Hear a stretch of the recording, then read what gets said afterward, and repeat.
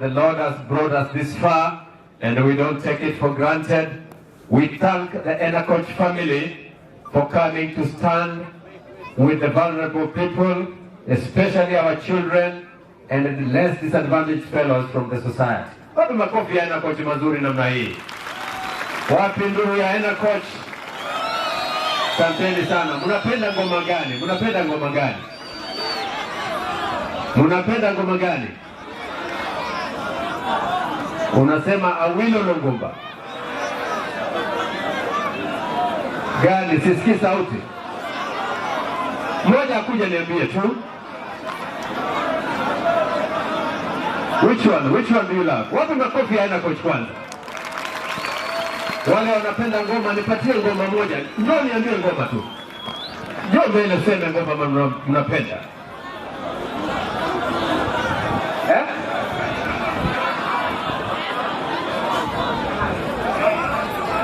Mnapenda anguka nayo?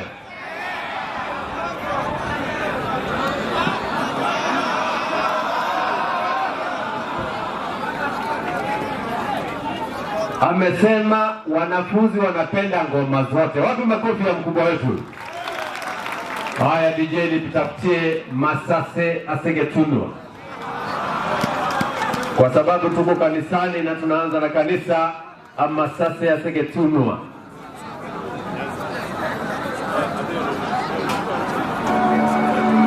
Nipe sauti mzuri kabisa. Yesu wetu amekuwa mwema, ametuongoza shuleni na nyumbani na ameongoza Enoch family. We don't take it for granted. Asanteni sana, Yesu awabariki tukisikiza wimbo.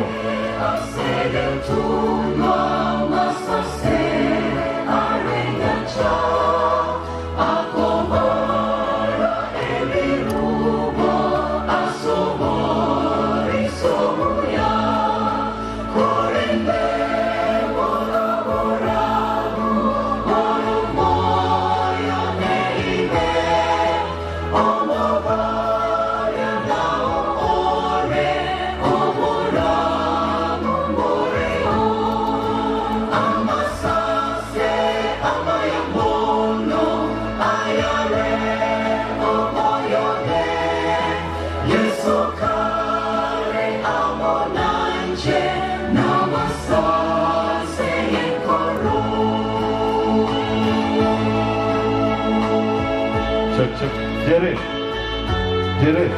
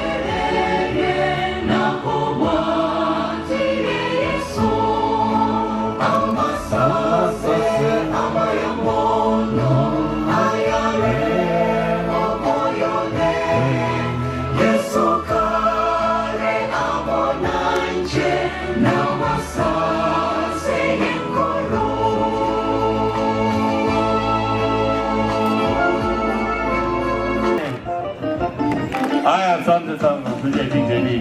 Tunataka tuketi zamani, tuketi. Asante sana. Vijana hai. Vijana awo. Vijana awo. Watoto hai. Watoto hai. Vijana awo. Watoto hai. Vijana awo. Asante sana. We are about to get started. Wacha tuongoze hapa. Karibu sana ndugu yangu.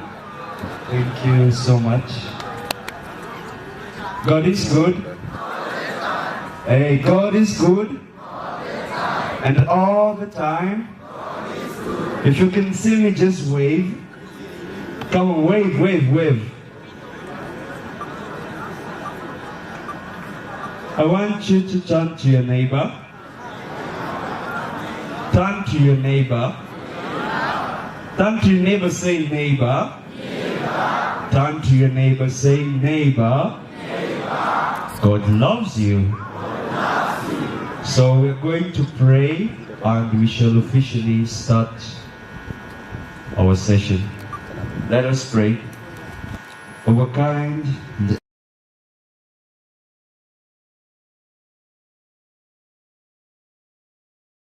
good to us, and you have brought us together here to fellowship for the glory of your name.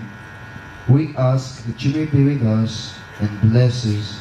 And this in Jesus' name we pray. so I am going to invite the cantors or the choristers. We're going to do one piece, then after the choristers.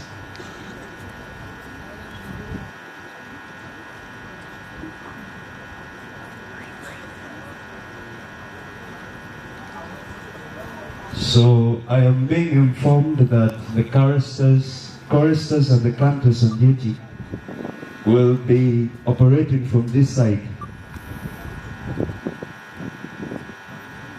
So you can just pick mics, let your lead chorister pick the mics, then you shall come and lead us in a song session.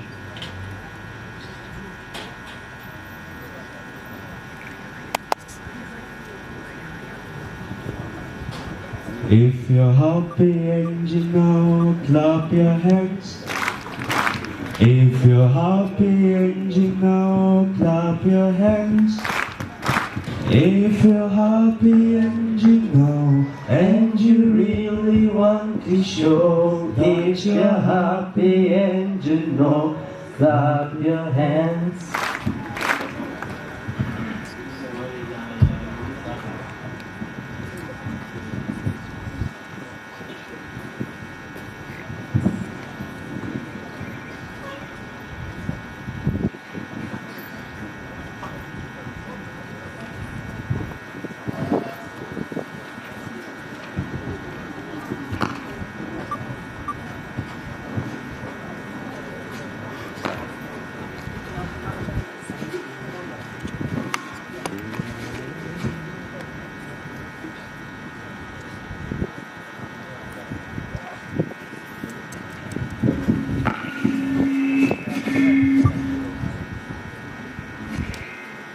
Song number 28. Song number 28. Don't forget the Sabbath. Go on, sing.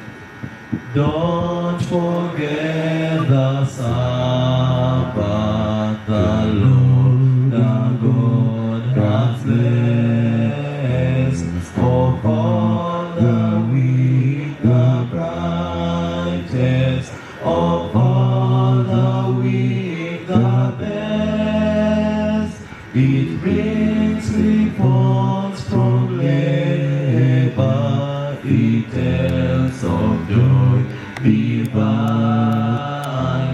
It speaks of life descending to gladly beauty shine. Welcome, welcome, welcome ever, welcome, blessed Sabbath day. Oh, welcome, welcome, welcome ever, welcome, blessed Sabbath day. Keep the Sabbath holy and worship Him today, who said to His disciples, I am the living way, and if we meet, we follow our Savior He belongs. He'll give us of the fountain, whose streams eternal flow. Welcome, welcome ever, welcome, blessed Sabbath day. Oh, welcome.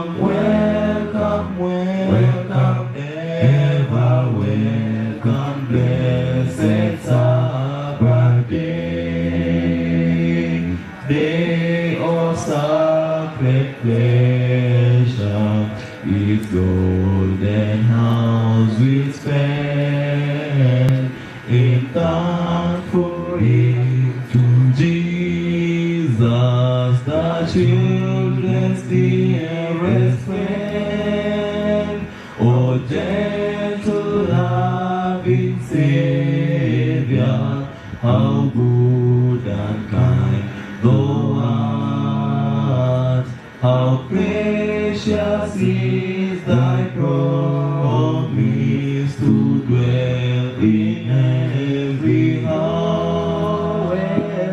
Welcome, welcome, welcome, ever welcome, blessed Sabbath day. Oh, welcome, welcome, welcome, ever welcome, blessed Sabbath day.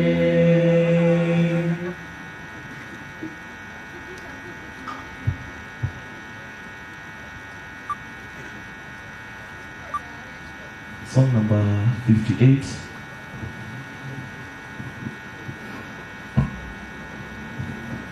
I come to the gardens alone, when the dew is still on the roses, and the melody falling on my head, the Son of God discloses,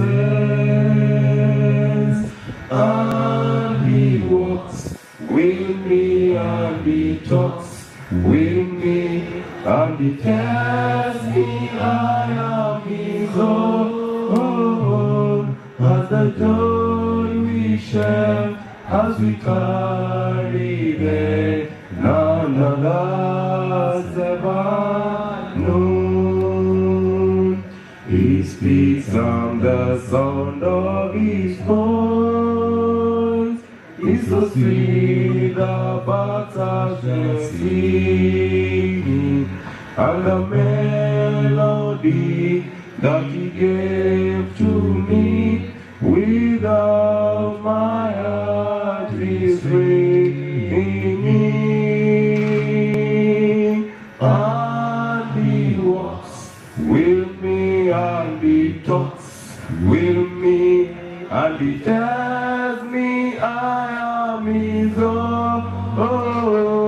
As the joy we share, as we carry them, none of us ever known. I stay in the garden within, through the night around me before me, but he gave me birth through the voice of war. His voice to me is calling,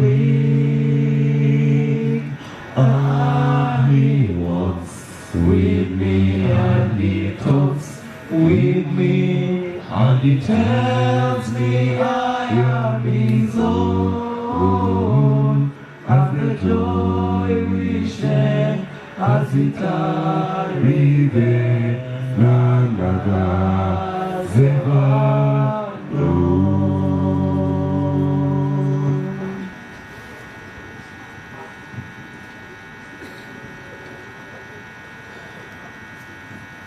Song number 48. I'm pressing on. From there. I'm pressing on, they are on me, new heights I'm gaining every day, still praying as I onward above, Lord plant my feet on higher ground, Lord lift me up, and I shall stand by faith on heaven's stable hand. I have prayed and I have found, Lord plant my feet on higher ground. My desire to stay where doubts arise and fear dismay. Schools are made well where these are bound. My prayer, my aim is higher ground. Lord, lift me up, and I shall stand by faith on heaven's stable land. I have prayed and I have found. Lord, plant my feet on higher ground. I want to live above the world. Those Satan's darts at me are hard. For faith has got the joyful sound. The song of saints on higher ground. Lord, lift me up, and I shall stand by faith on heaven's stable land. I have prayed, that I have found. Lord, plant my feet on higher.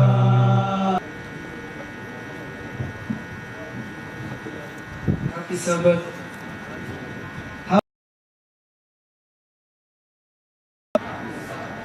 So let's pray as we start our morning manner. Our kind and everlasting Master God in heaven, we come before you this time. We say thank you, glorify thy name for everything.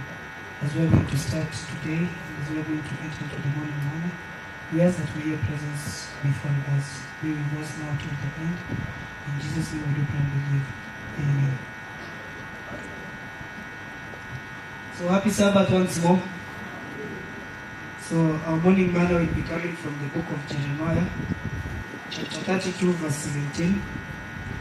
And the Bible says, O Lord God, it is thou who hast made the heavens and the earth. By thy great power and by thy outstretched arm, nothing is too hard for thee. And another verse, the same Jeremiah 32, verse 27, Behold, I am anything too hard for me.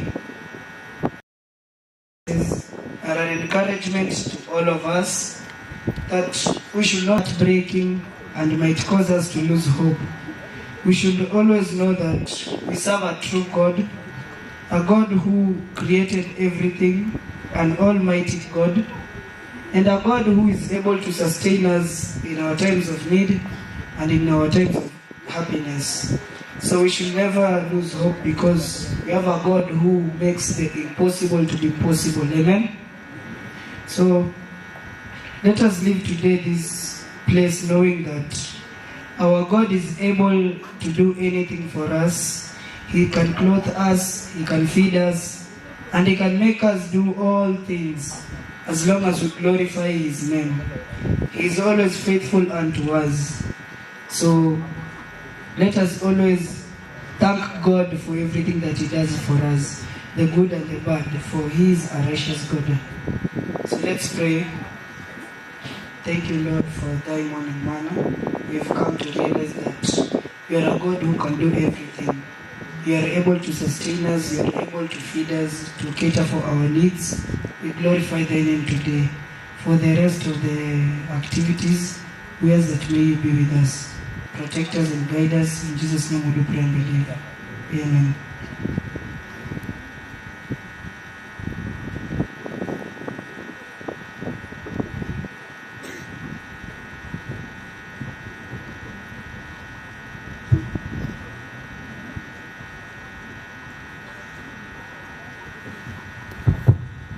Happy Sabbath. Happy day. We're going to look at our lesson very briefly. And before that, let's pray. Let's pray. Our Father in heaven, we thank you for you being so good to us. You've taken good care of us throughout the week.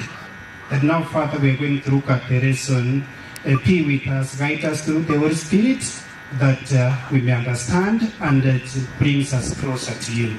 Our humble prayer, believing and trusting in the name of Jesus Christ. Amen. This week is our 8th lesson. And actually, it talks about free will, love, and divine providence. And our key text comes from John 16, verse 33. It says, "These things I've spoken to you, that in me you may have peace. In the world you will have tribulation, but be of good cheer, have overcome the world."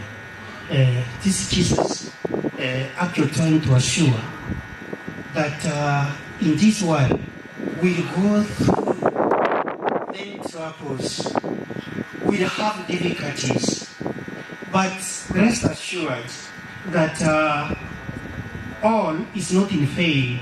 Jesus overcame for us. We can also overcome this world despite the difficulties, despite the troubles we have. That God's providence, actually, God provides for us. He provides. It's actually one of the actions which describes God's action in the world. And when we think of God's providence, it makes a difference on how we relate to our God and how we actually relate to others. And how we also think about the problem of evil. Evil that Jesus has told us about us, that we'll have trouble. But He's there. He overcame. We'll also overcome whatever we're going through. So in this case, as human beings, sometimes we tend to misunderstand God's divine providence. Actually, we tend to misunderstand sometimes that God provides according to His will, and actually determines everything that happens. Sometimes we also think that God chooses whom to save. And in this case, we get it wrong, that from that perspective, that people do not have the free will to choose. But actually, this is misunderstanding this action from God. In contrast, what we get from the Bible, that God does not determine everything that happens.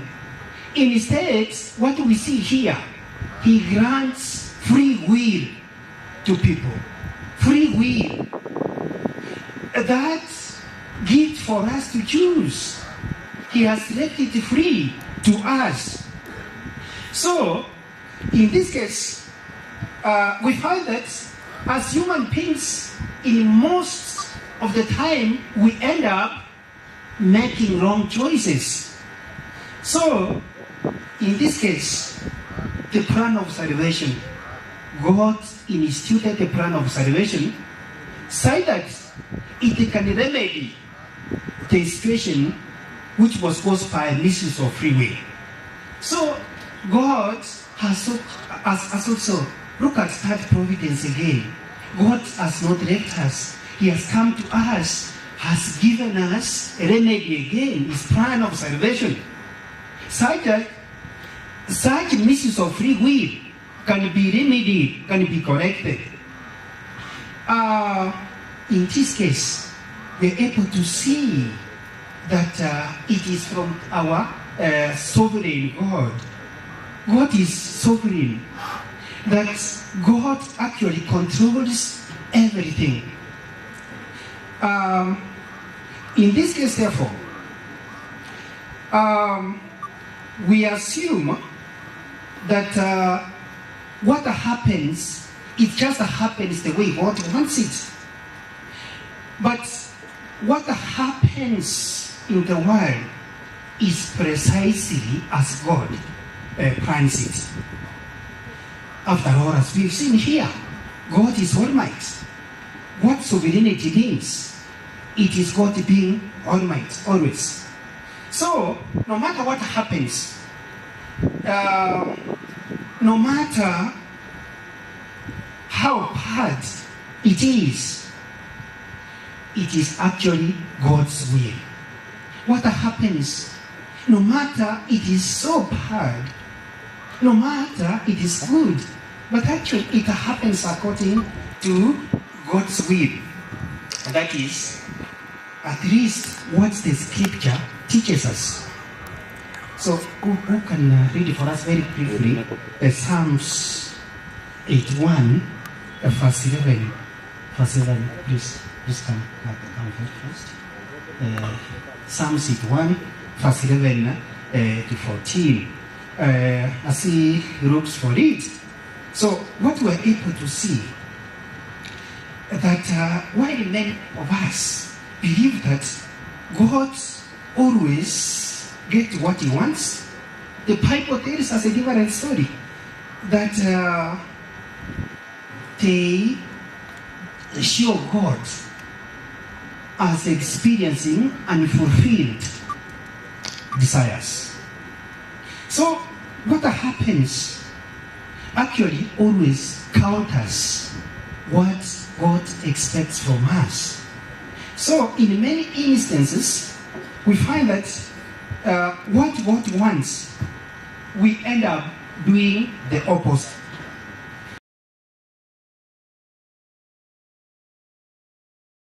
God wants.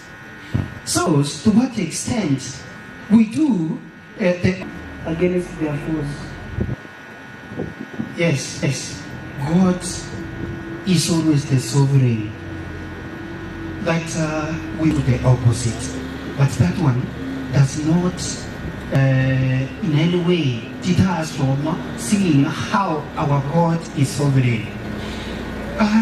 Our God is always Almighty, is all powerful. It comes from Latin, a Greek word known as Pantokrator. Pantokrator, which means Almighty or powerful. That throughout the scripture, we're able to see that God has amazing power. He manifests amazing power. And the Bible shows several narratives which actually exercise God's power and actually working miracles. And despite these things, God does not want things the way to happen to depict him as a dictator. He leaves us always to choose. And in this case, we see that our Lord is all-powerful, that he sustains the world. Indeed, we see in the book of Revelation that Revelation 11:17, which declares that Lord God Almighty is all-powerful. In this case, we see from that Greek word, Pantokrator, that God manifests amazing power, that he uses this power to deliver his people. And in that case, remember, our lesson was talking about this providence from God, this love from God. And in this case, we see how God actually intervenes always for his people. For example, the greatest plan of salvation. In this case, God is omnipotent, meaning that God has power to do anything which does not involve a contradiction. That is, anything which is logically possible and which is consistent with God's nature. That God cannot do anything that contradicts his nature. What he means, it remains, that we may be able to see his nature as a loving God, as a God who provides for us always. So in this case, he has already given us a free will that we choose either to obey or disobey, but knowing that in the long run there are consequences of our disobedience, because he loves us, and actually we are asked always to love God, that God, as we've seen, is all powerful, and it does not mean that he can do what is logically impossible. God cannot determine casually that someone freely loves him. So he only shows us that we are told to love God with all our soul, with all our everything. We love God because God is love. Actually, that is the great commandment, as we saw Jesus putting it. That God provides evidence that God wants everyone to love him.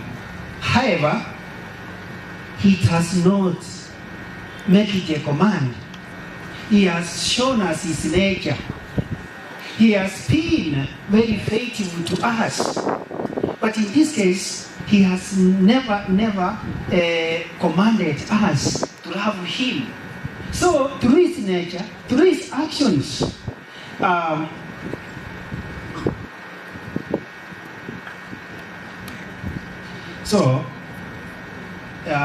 has already shown us that we love him.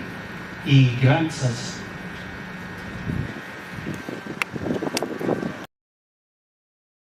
kwa hivyo tumeona Mungu wakati wote anatupenda na aturasimishi tumpende. Vile vyote ametufanyia, tukiangalia kutoka kwake, yeye anahitaji upendo, tumpende na zaidi tuonyeshe huo upendo kwa wengine. So Mungu anahitaji nini kutoka kwetu? Tukiangalia kutoka vile maandiko yanasema that Mungu wakati wote vile tumeona, yeye arasimisi chochote kwetu. Ametuachia tuchague, what is known as free will. Ametuachia tuchague, uchaguzi wetu ametuachia. Kama Mungu wa upendo, ametuacha tuchague kutoka yale yote ametuonyesha. Nataka watu wengi tusomee kutoka kitabu cha Warumi 8:29 na 30. Nasemaje? Warumi 8:29 na 30 inasemaje?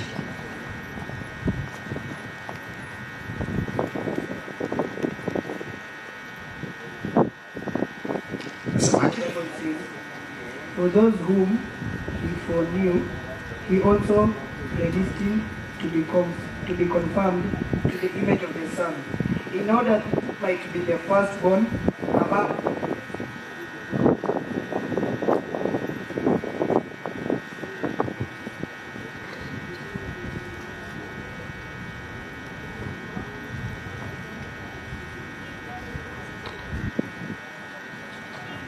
And those whom he predestined, he also called.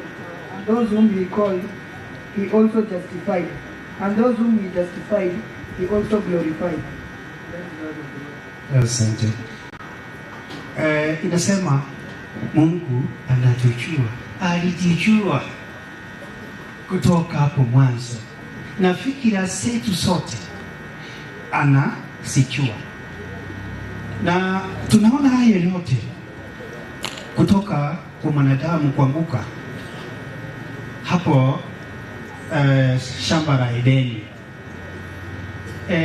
Mungu alikuwa anajua, ndiposa tunamuona anapanga tena ule mpango mkuu wa uponyaji. That's Mungu anatuelewa vizuri, na hivyo anatujua, ndiposa anatuachia tufanye uchaguzi bora. Vile anajua kila kitu, ndiposa hawezi kuturasimisha kama wanawake. And katika hiyo ndipo tunaona Mungu anajua yale ambayo yanaenda kutendeka, yale ambayo yote yatafanyika, na kile kitu anahitaji kutoka kwetu ni lazima tumwamini, ni lazima tumpende kama viumbaji wake. Ndio sababu na kila wakati bila anachukua anataka kuleta mazuri kwetu. What's known as here the medial will, anatutakia mema kila wakati, na tuliona kwamba katika hapa duniani tunapitia magumu, tunapitia mambo mengi ambayo yanatusononeza maishani, lakini Kristo anatuambia ameshinda, aliyashinda yote, na sisi tukikaa kwake, ingawa tunapitia yale yote magumu, mwishowe tukisimama imara tutakuwa washindi.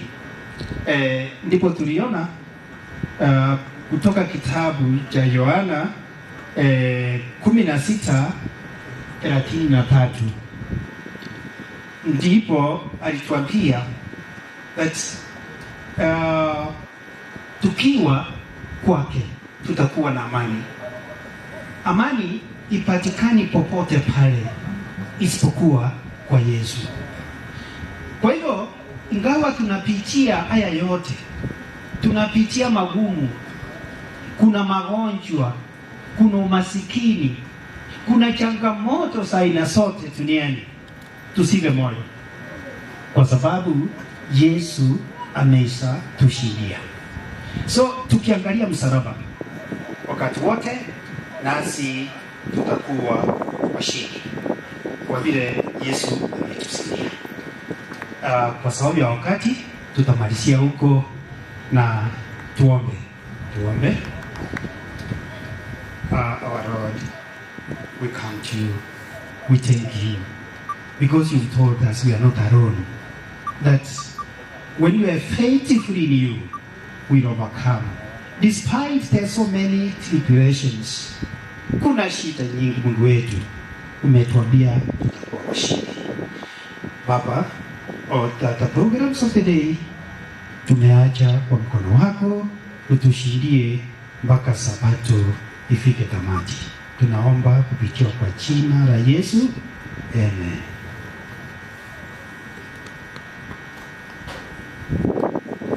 Yes, wapenzi wa Bwana na usalimu mjambo. Na mjambo tena. Ikiwa waweza kuniona nipungie jamani. God is good all the time. Yes, we have come to the end of our morning service. We want to break for our tea break. That is for our boys. We want to take the shortest time possible, and then we'll be back. So we'll use this exit route. Tuende huko juu, tupite huko nyuma. We do as we do, and then we be back after 20 minutes. So kindly msimame hivyo hivyo. Wageni wetu mtakaa hivyo hivyo, mtapangwa. Otherwise, welcome to Nyamira Boys. It is a center of academic excellence. DJ tupe mziki.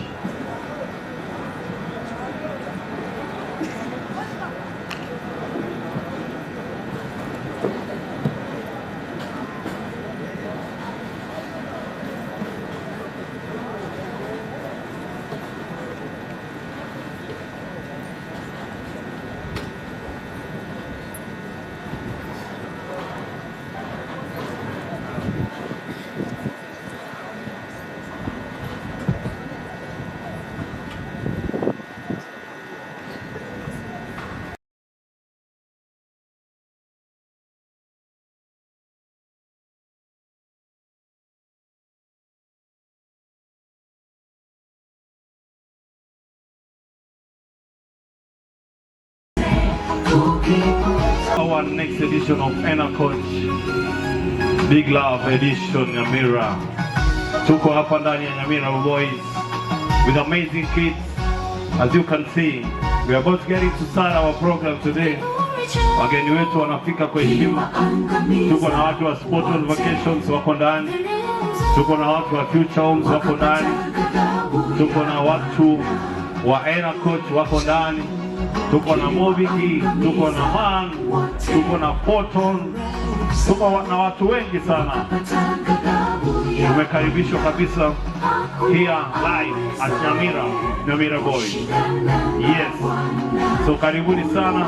As a Big Love Edition, make sure wherever you're watching us from, we are live on YouTube page, Enacoach. Make sure you donate and donate kitu for the love of the kids. Asante sana Bwana CEO, our CEO Mr. Richard Majembe, for this great initiative. Be our deputy Mr. Jarvis, asante sana. Mr. Voltic Sagero, asante sana pia Mr. George Makori. Karibuni sana to the one of the greatest edition of Nyamira County. Hapa ndani ya Nyamira County, Nyamira Boys Enacoach Edition. Namna hiyo. Hii barabara inatoka hapa Kale, ipite hapa, ikuje hapa, ipite Nyamira, ikuje hapa, ipite Nyamira Boys. Asanteni sana.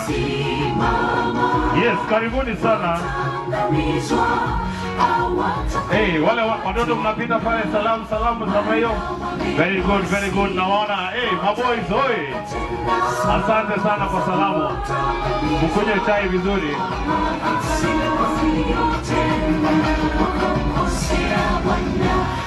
Alafu wale watoto wanataka kuimba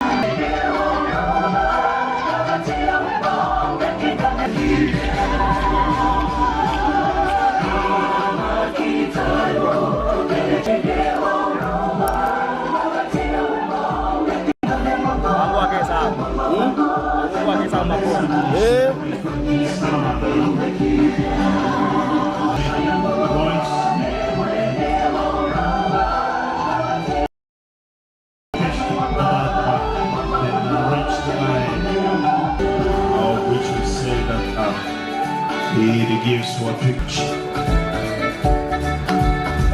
MC kidogo alisema ya kufika Nyamira sote. Sote kufika Cheblat. Uteremke Kibira. Pige kona moja sasa kufika Nyamira Boys. Asante sana. Yes. Tumetenga mabilioni kwa ajili ya kuifanya na kutengeneza barabara hiyo. Umesema hiyo barabara inatoka wapi? Mkujeni mkimachi hivyo mkisema barabara. Barabara. Pande tu kidogo ifike Bomet. Kutoka Bomet kuje Cheplat. Uteremke hivi ufike Ikonge. Ukuje hivi ufike Krenyo. Nyamira Boys. Wapi makofi ya Nyamira Boys semeni? And this is the one and only Nyamira Boys we have in Nyamira. Wale vijana wa Nyamira mkono namna hiyo. Wacheni, najua mko na njaa. Lakini tumetenga. Sasa hiyo barabara ya kutoka Masobeti kuenda wapi? Hiyo natoka Masobeti nakuja Kenyanya. Na sasa sisi tumekuja hapa mpaka ingine tumeweka mpaka Nyamira Boys. Nimefika hapa Nyamira ndio hiyo. Sasa si ndio hiyo? Haya, ndio hiyo nilikuwa nasema. Yes. This comes all the way from Nyamira Boys. Yes sir. Limited. Yes. Yes sir. This is a charity. We call it a charity event, huh? Yes. Yes, this is a service. It's called a CSR. Corporate Social for CS. Ati? Corporate CSR ni nini? Watu watusikia hapa. Walienda shule. Wamekama. Wacha kurudi nyuma. Wewe ndio head boy. Nani ndio head boy? Head boy. Wote ni machopi. Wao. Wamesema mwenye ako na miwani 8518. Ndio. My brother, what's your good name? My name is Trevor Reagan. Trevor Reagan. Ni hamjafika CBBC. Yeah? Chabacha. CBC.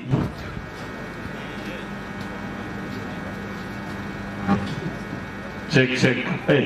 Fundi angusha hapo. CBC umesema nini, inamaanisha nini? Competence based curriculum. CSR inamaanisha nini? Mbona mnacheka? Si nimpatie mkate? Nimpatie toa mkate?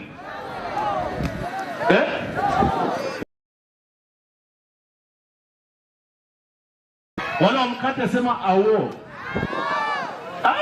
Awo. Sasa ni gani, ni awo ama ni ai? Ni kati ya hizo mbili. Wacheni mwa Kenya. Watu wanasema mwalimu atasikia mtu mnaiba. Unajua exam? Unajua kukopi si kuiba, ni ile umetoa ya akili ya mtu mwingine ukajiwekea. Una copy information, inaitwa copy and paste. Hiyo hujaiba, umeiba aje? Hujaua mtu. Si umetoa tu, umeandika ya huyu, ukasema akili yako itulie kidogo, uandike ile maandishi yake kwa kitabu hiyo. So tuko pale kwa CSR. Inamaanisha nini? Sasa unajua tunajaribu. Unajua wewe ndio tegemeo ya Nyamira Boys. Na tuko live. Sasa ukitegemea wewe yote Nyamira Boys, twende. Competence, responsibilities.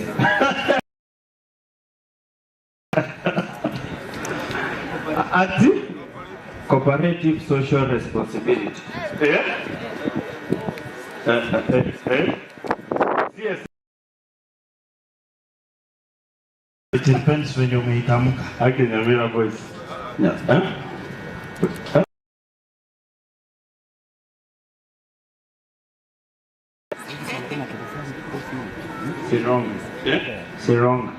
Sironga gani? Sasa sironga gani? Ni R ama L. Ndio wanashindwa. Ndio wanakuja nani? Kuja.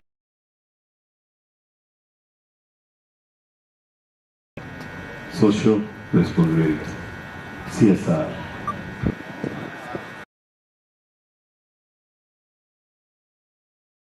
Corporate service responsibility. Social responsibility. Mpige makofi jameni. Pata mkate. Utaona nikupatia mkate. Hiyo. Twende kazi. Mambo rakitibu. Boys, special thanks to our senior principal, Mr. George Ongundi, for allowing the ENA coach limit investment limited mziki as we continue. Asante sana DJ, tupe mziki.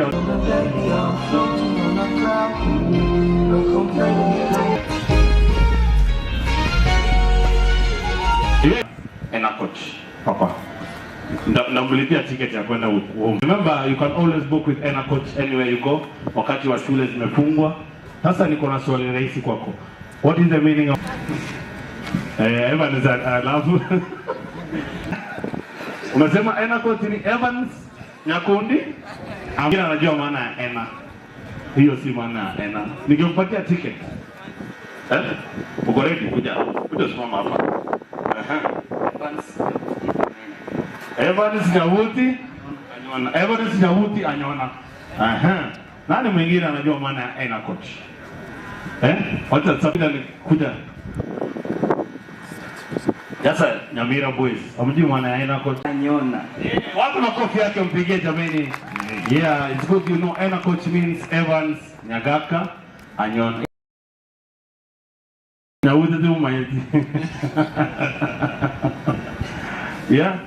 Make sure you talk to Spot On Vacations, pia watakusaidia. Ukitaka kununua manyumba, make sure you check out Future Homes. We are there. Pia ukitaka kubook na ENA coach, make sure you check on www.enacoach.co.ke. Alright? Tuna kitu kimatch tukienda tukikaa DJ. Umesema unaweza ingia online. Yes, unaweza book online. Unaingia online. Una select date, una select unatoka wapi, unaenda wapi. Alipa na M-Pesa. Alafu ticket inakuja kwa simu pa. Suppose mtu pesa. Uzitume pesa, hiyo ni conman. Huyo ako pale Lang'ata Women's Prison. Hivyo anafanya kazi kutoka Lang'ata. So can you tell us that bail bill? Bail bill tunatopeana, lakini kuna konga na namba inakonga very special. Mambo ni live. Once again, welcome to Nyamira Boys. It is a center of academic excellence. DJ Gaza.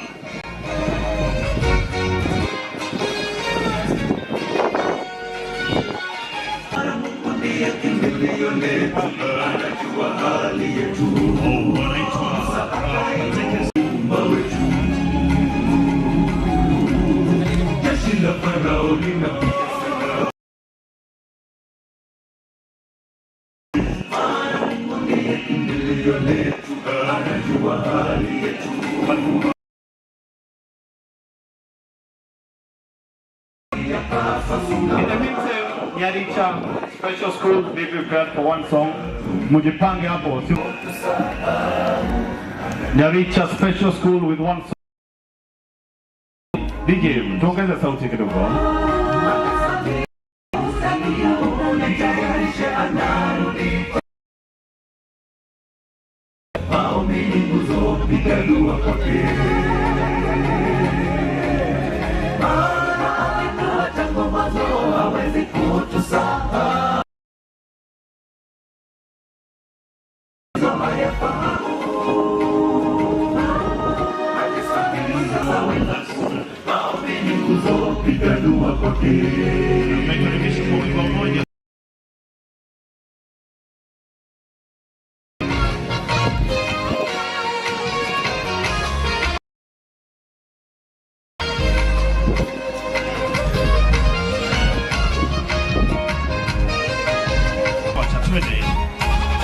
Walipojaribu kuiabudu miungu wote walimeza kwani wakapotea ndugu. Mungu wajua shida zako, sijaribu kumuasi Mungu. Yes, Nyaricha Special School. Kuiabudu miungu Tuharakishe kidogo zitaisefa. wakapotea maisha ni kuwa. Yes, sir.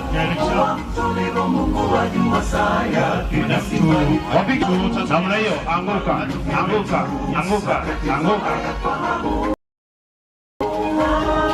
Twende. Tuharakishe kidogo jameni ya muda. Piga dua kwake.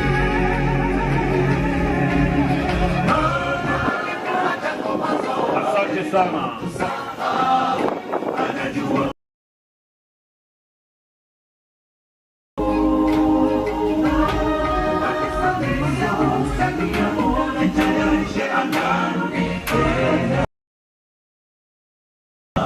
Asante sana Bwana Chief, karibu sana. Pastor Usinde, karibu sana.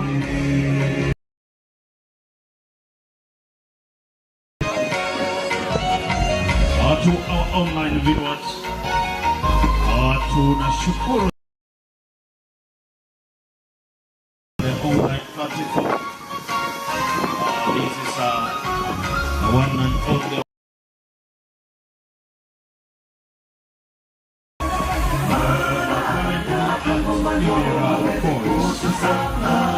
Charity page ya una search Ena Coach, unatumia rafiki yako, take over quickly tafadhali. Umesema kuna link iko pale Ena Coach.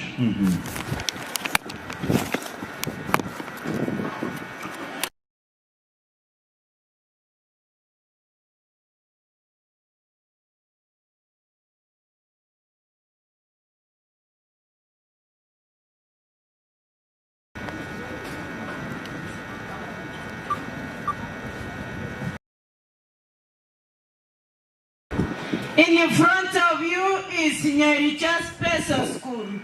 Thank you with Nyamira. Everywhere I go, I will lift him up. Everywhere I go, I will lift him up. For the Lord school, I will lift him up. Everywhere I go, I will lift him up.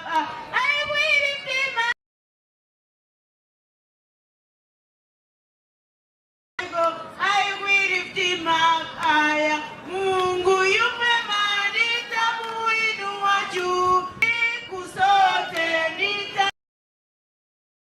nitamuinua juu, nitamuinua juu. Makelele.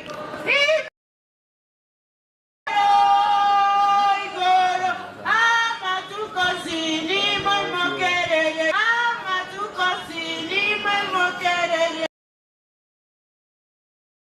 Yesu ntangane Yesu nyambo ke mumbu emetandere nyara yaya sabaye yeta na korosa na butigara Yesu ntangane tandere tingo nyara ya korosa na butigara Yesu ntangane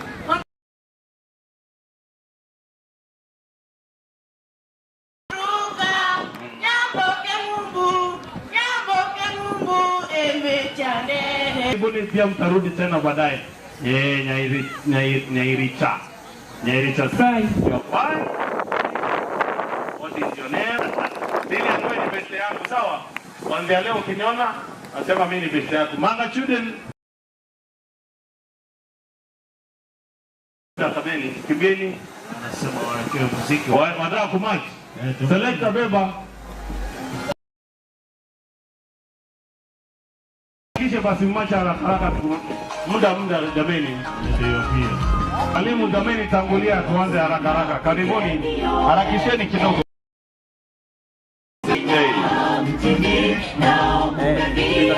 Hapo. Kanyaga.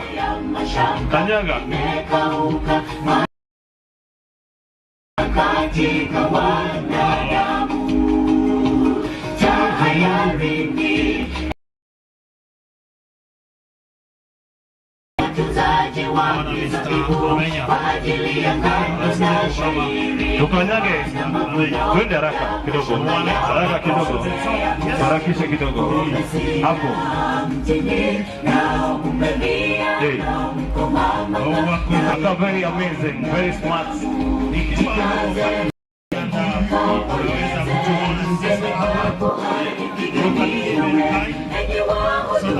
Yes. How much love we put into giving. Yes. Religion ama ile dini ama any cooperative ina coach kwa sababu ama any cooperative ina coach kwa sababu ya haya sasa kwa kesho MC1 ya haya sasa kwa kesho MC1. Yes. Pia tu Getembe TV nimejulishwa kuwa tuko Getembe TV live. DJ, when we're ready, we are ready.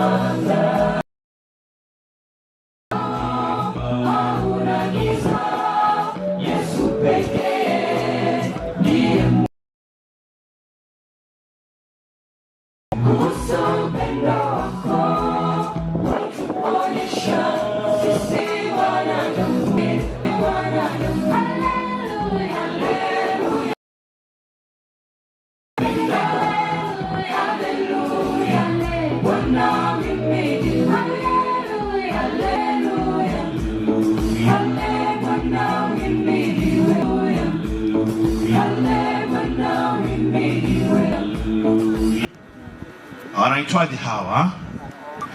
Omo Konge Special. Naomba tuweze kuchukua jukwaa, tupe mziki.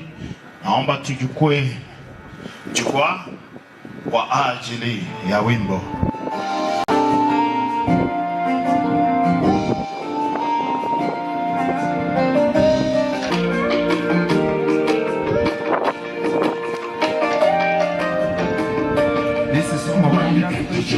Fikara wakawaza tusidumu kwa ukamilifu au tutoke jawabu twendeni mwabu twende kitoke pili cha faida wako chakula pale dunia hawana subira ya kustahimili magumu waliketi chini kwa fikara wake jawabu twendeni mwabu.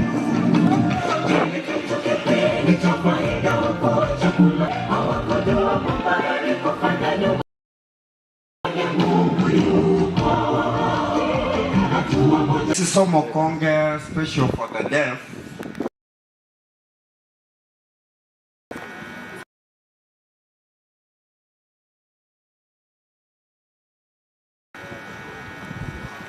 Hawa watoto wetu wao hawapati the speakers. Now they only use signs to express their ideas. Now we'll give them time. They have a short poem that they invite them in a special way to express their views. You see how they use signs as a medium of communication. Welcome. Nataka muangalie muone vile wana communicate. Hello, wameanza kuwasalimia. Before you is Omo Konge Special School for the Deaf. Ready? Education for all. Time is now. Welcome and enjoy more. Thank you. That is how they communicate. Hear from them what they say. Education. Dear parents, give us education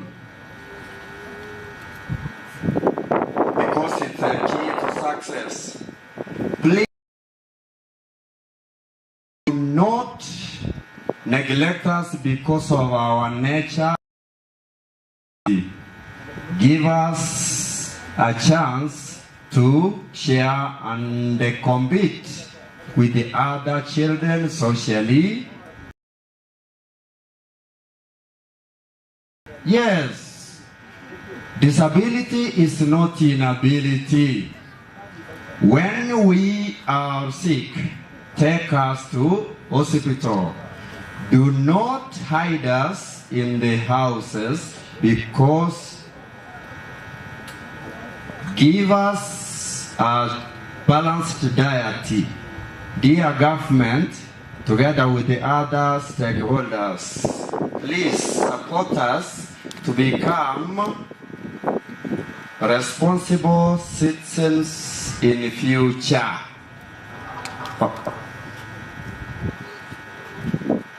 All of us, whether normal or disabled, we are God's children.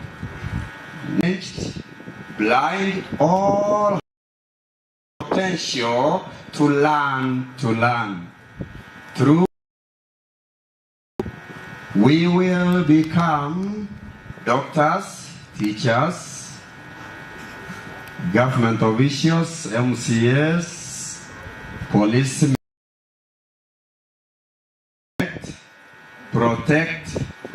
Protect our future leaders, please. Education for all, time is now. Thank you.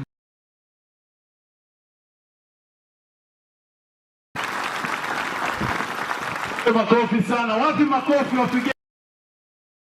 Yango na ndelemo.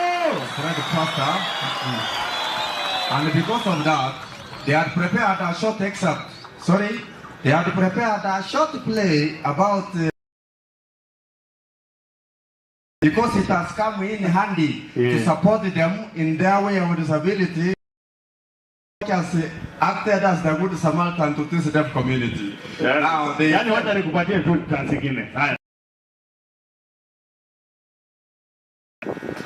feel they present a short play about when they were dressed this morning.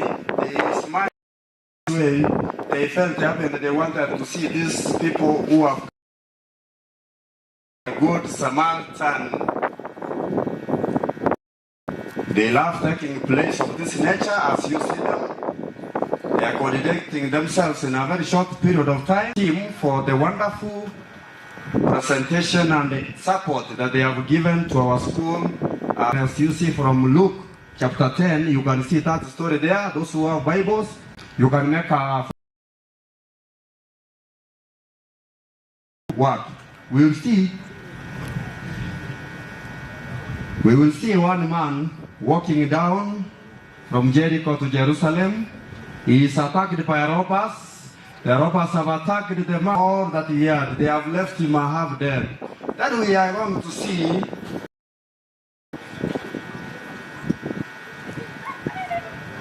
tumeona mkuhani mkuu anapita. Yes, we are seeing another man coming. The servant of God seeing the same, getting worried, and sees she disappears in the same way. Third aspect, we are seeing the good Samaritan on the way, moving. Now the NR team moving to help those people who have got challenges of this nature. On the way, he finds somebody lying on the ground. He has felt amemkaribia sana, amemhurumia huyu, anataka kumsaidia. Hao watu walifanya vibaya sana. Ni nani huyu alifadhati? Amemkaribia pale, huyu Msamaria mwema ameamua kumbeba amwelekeze kwa mhudumu wa hospitali akaweze kumhudumia. Hata amembeba na mizigo yake to the place of help. Yes, we are seeing ni nini hii mbaya hii, nani alimpiga hivi? Pata hapa kwa barabara akiwa amepiwa, damu inatoka, huyu ni karibu amekufa. Hebu ona kama unaweza kumsaidia kumshughulikia. Tunaona daktari naye anaendelea kumshughulikia huyu anamfanyia huduma bora zaidi, anamshughulikia kwa dhati, kwa upendo mwingi, amemhurumia, anataka kumpa na kwamba anaweza kumsaidia maisha yake yaweze kurudi salama. Tunaona huyu daktari anaendelea kumshughulikia, amekuwa na upendo mwingi, maana huyu mtu ameweza kupiwa na chambasi kwa barabara.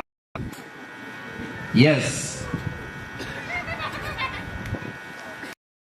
Wa Mungu wanafanya huduma kama hiyo, anaendelea kumuuliza unaendeleaje, unasikiaje, umepata afueni? Sasa kazi alimwachia ameifanya namna gani?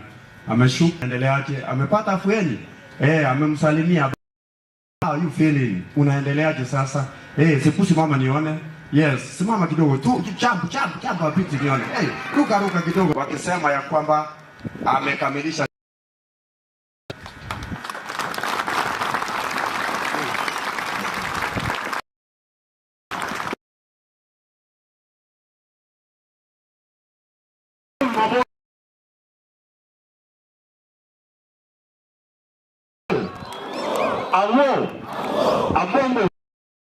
Awamu. Asanteni sana. Karibuni Blessed Generation. Kimbeni mbio. Sasa maboi, nataka kupatia mtu t-shirt hapa ya Ena Coach. Nani ako ready? Nipatie t-shirt ya Ena Coach maboi. Piga lukule. Amepiga lumbu tuku.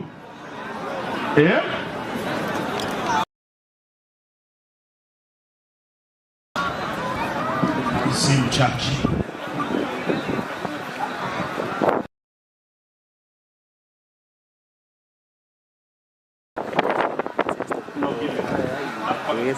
So, nikuulize swali bro. What is the meaning of CSR? Tuharakishe juu ya muda wale wakijiprepare. CSR. Yaani unajua wewe ndio umebeba Nyamira Boys saa hii, tuko live. Sasa ukianguka Nyamira Boys, si ndio? Sasa wewe ndio umebeba Nyamira Boys yote. Tuko live. Tunataka kujua maana ya CSR ni nini, si ndio? Alafu pia mademu wasionga wanakucheki bosi. Sasa leo usichome. Hawa ni aje? Maboy awo. Adi? Commission. Mwambie bure kabisa. Bure kabisa. Haya, tarudi tena kwenu baadaye. In the meantime, Blessed Generation, take away.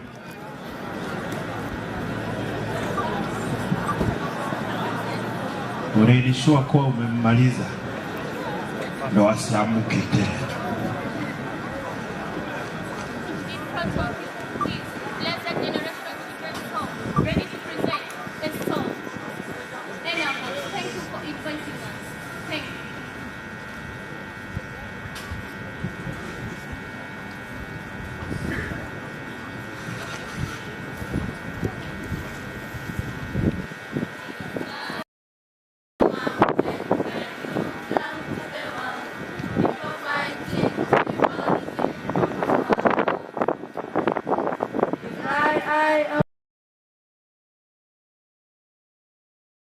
Fighting to origin of the power. Hey, you people of God. Hey, you people of God, who has deleted you? Blessed generation. Peace in our country, Kenya, we together like a family. Blessed generation, we stand for peace. For peace in our country, Kenya, we live together like a family.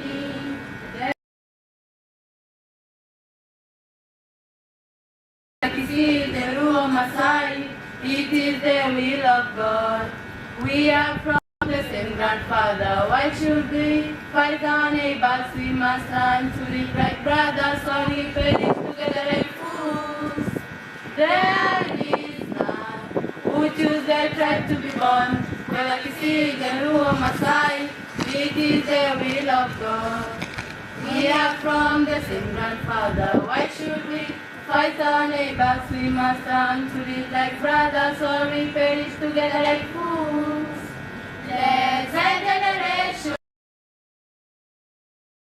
peace we pray. For peace in our country, Kenya we live together like a family.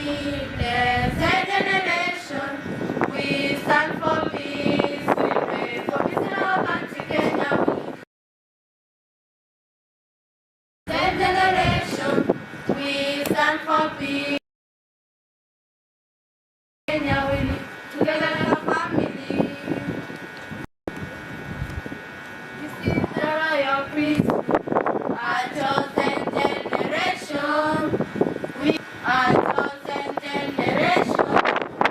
We are just sing together, lift up together, Yahweh, Yahweh, the great Yahweh. Is together, lift our voice together, Yahweh, Yahweh, the great Yahweh. Is the one, Jesus, the Prince of Peace. Is the one to glorify. I will of peace. Jesus, the Prince of Peace, is the one to glorify. So let us sing together, lift our voice together. Yahweh, Yahweh, the great Yahweh, is the one to glorify. So let us sing together, lift our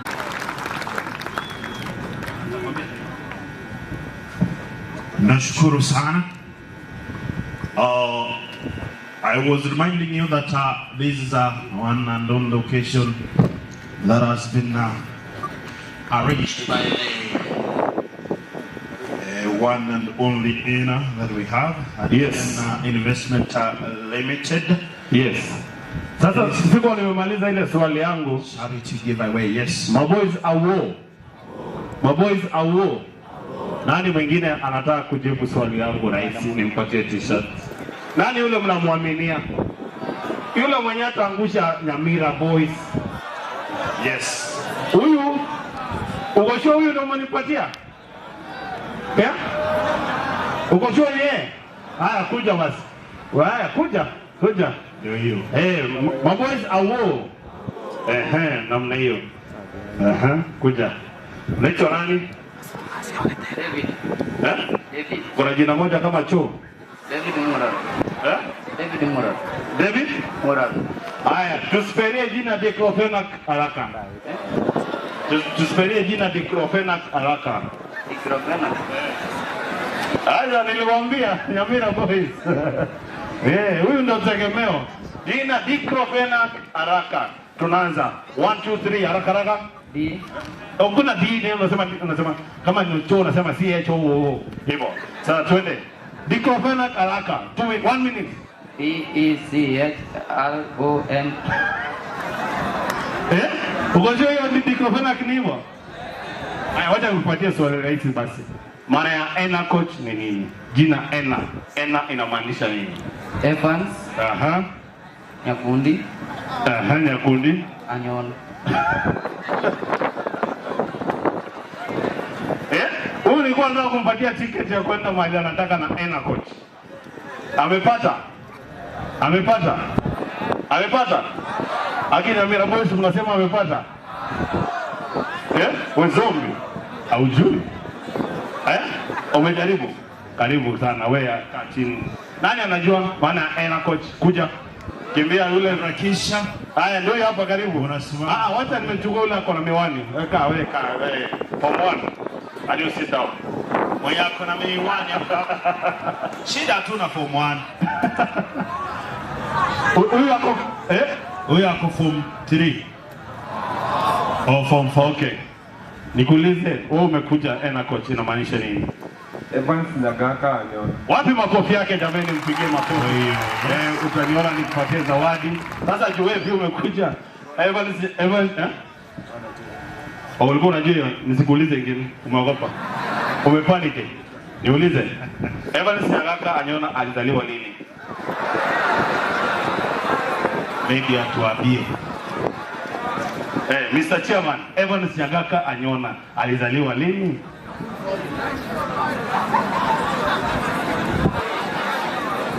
Maboys awo. Mimi najua. Mimi najua alizaliwa lini. Unajua? Yeah. Ama sio unajua? Sio unajua? Wacha tusikie tu ndio jue pia. Huyu mdosi wetu Mr. Evans Nyagaka Anyona alizaliwa lini? So that everybody can be encouraged. Mr. CEO, tuambie chairman alizaliwa lini? 1969. 1969. Umesikia 19? Ilikuwa niseme hiyo. So 1969 sahi ako na miaka ngapi? Miaka ngapi? Nyamira boys. Miaka? Ya akijua surely. Yeah? 40. Yeah? But for 66? 66? 54? 64? 66? 56? Okay, nyinyi mnasema 64. Na nyinyi mnasema 66. Mwalimu wa math ako wapi jameni? Wako holiday. Mwalimu ni wewe? You can see for yourself umetenga. Nimetenga pesa mamilioni. Hata hesabu pia nimetenga. Sasa mwalimu ni 66 ama ni 56? 56. Wapigie makofi walimu jameni. Alafu tuko na sponsors wetu pale Mr. CEO Future Homes Edwin. Karibu sana. Future Homes inamaanisha nyumba za mbele. Nyumba za mbele wanafanya mambo ya affordable housing. Ukitaka kununua nyumba, huyo ndio mdosi hapo. Anaitwa Mr. Edwin Kiranga. Future Homes Properties Limited. Yes, pia tuko na chief pale. Ndio yule chief tuweke jamani, mmoja watu kwa namna hiyo very nice. Yes. In the meantime, tuko na nani yule Magena Choir, you better be ready. Yes. Pia mtapatia item. Watupee muziki. Boris, Magena wako hapa ni wimbo gani tuburudisha nayo siku ya leo? Mnataka wimbo gani? Mnataka wimbo gani ya Magena? Gani hiyo? Hiyo ndio. Ama mwite Yesu Haya, tumesahau wageni wetu hapa. Watoto hai. Watoto hai. Watoto hai, siwasikii jamani. Hai. Watoto hai. Vijana awo. Watoto hai. Vijana awo. Sasa wacha tujaribie mtu mmoja hapa pia tujue kama wanajua kuongea. Okay, nani ataongea? Nani ataongea? We have a diverse. Nani ataongea? Kuna wale wanatumia kuja. MC. Yes. Na wale wanatumia sign language. Yes, pia wako ndani. Wako hapa. Haya, kuja tuambie jina lako, unatoka children's home gani, na message kwa watu wa Enacoach. Hi. My name is Bivon Dioba. I come from Blessed Generation, Meruka. I want to thank Enacoach for this support that they are giving people. And I think that they are helping also those people who are needy and those people who are not able to do their talents. Wapi makofi yake, mpige makofi jamani. Yes, that's very good. Alafu tuko na Eunice Gigi. Eunice Gigi ako karibu. Eunice Gigi. Eunice. Eunice, karibu tupatie wimbo moja. Stakeholders pia nimeona Fonton. Tuko na Fonton and awaken the inner force. Yes. Maanisha hii ya magari ya watu wanaitwa MAN. Okay. Yes, pia tuko na sponsors wetu Mobiki, tuko na Enacoach, tuko na Sport on Vacation, tuko na Voltic, kuna ile nyumba, tuko na Ola. Pia tuko na chairman wetu pia amefika. Wapi makofi yetu ya chairman jamani? Yes, Mr. Evans.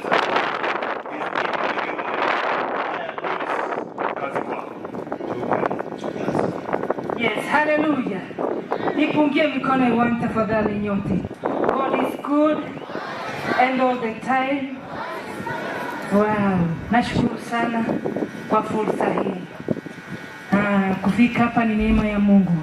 Pia nashukuru kwa hiki kundi cha Enacoach, cha Mungu awabariki.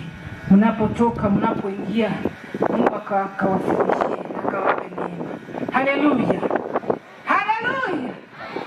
Kwa majina wananiita Yunzi Didi. Enda huko YouTube, angalia Yunzi Didi. Ningependa kuwabariki na wimbo ambao unasema neema ya mtu ni ya mtu. Ukiona mtoto wa mtu jinsi alivyo ni neema ya Mungu. Kama hii nyumba ya Inakoji, ukiona vile wanaendelea, hii ni neema Mungu amewapatia, si kitu rahisi. Haleluya. Nasi tunaomba pia Mungu akatupe neema. Asante kwa support, naona wanaendelea. Wacha Mungu akawasidishie. Sijui DJ yuko wapi anipe wimbo. Wacha Mungu akawabariki. Mungu akawanemeshe watoto ambao hawana wazazi na wengine wanao wazazi. Mungu ni baba wewe mayatima na wajane. Na hawa ambao wamechukua hii fursa kusimama pamoja nani. Wacha Mungu akawabariki, maana maandiko yanasema ya kwamba mkono unaotoa unabarikiwa zaidi. Wacha Mungu akabariki huo mkono unaotoa na huo mkono unaendelea kusaidia. Haleluya. Wacha Mungu akabariki. Wimbo nimeimba Masesene ya monto na yo monto. Na yo monto masene ya monto na yo monto. Mama okaro yo mino seseni we. Gakitigenda mwamu okaro yo mino imakeri we.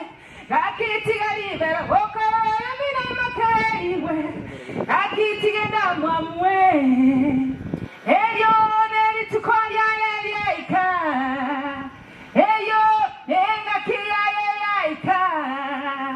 Tata naeganya mama naeganya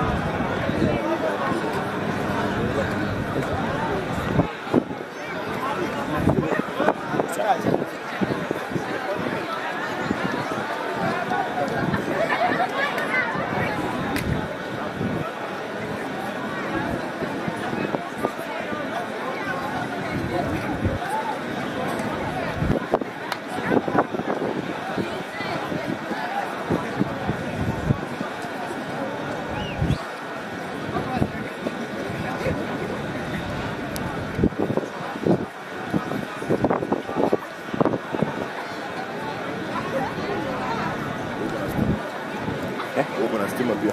Ya. Lakini hapa hapa.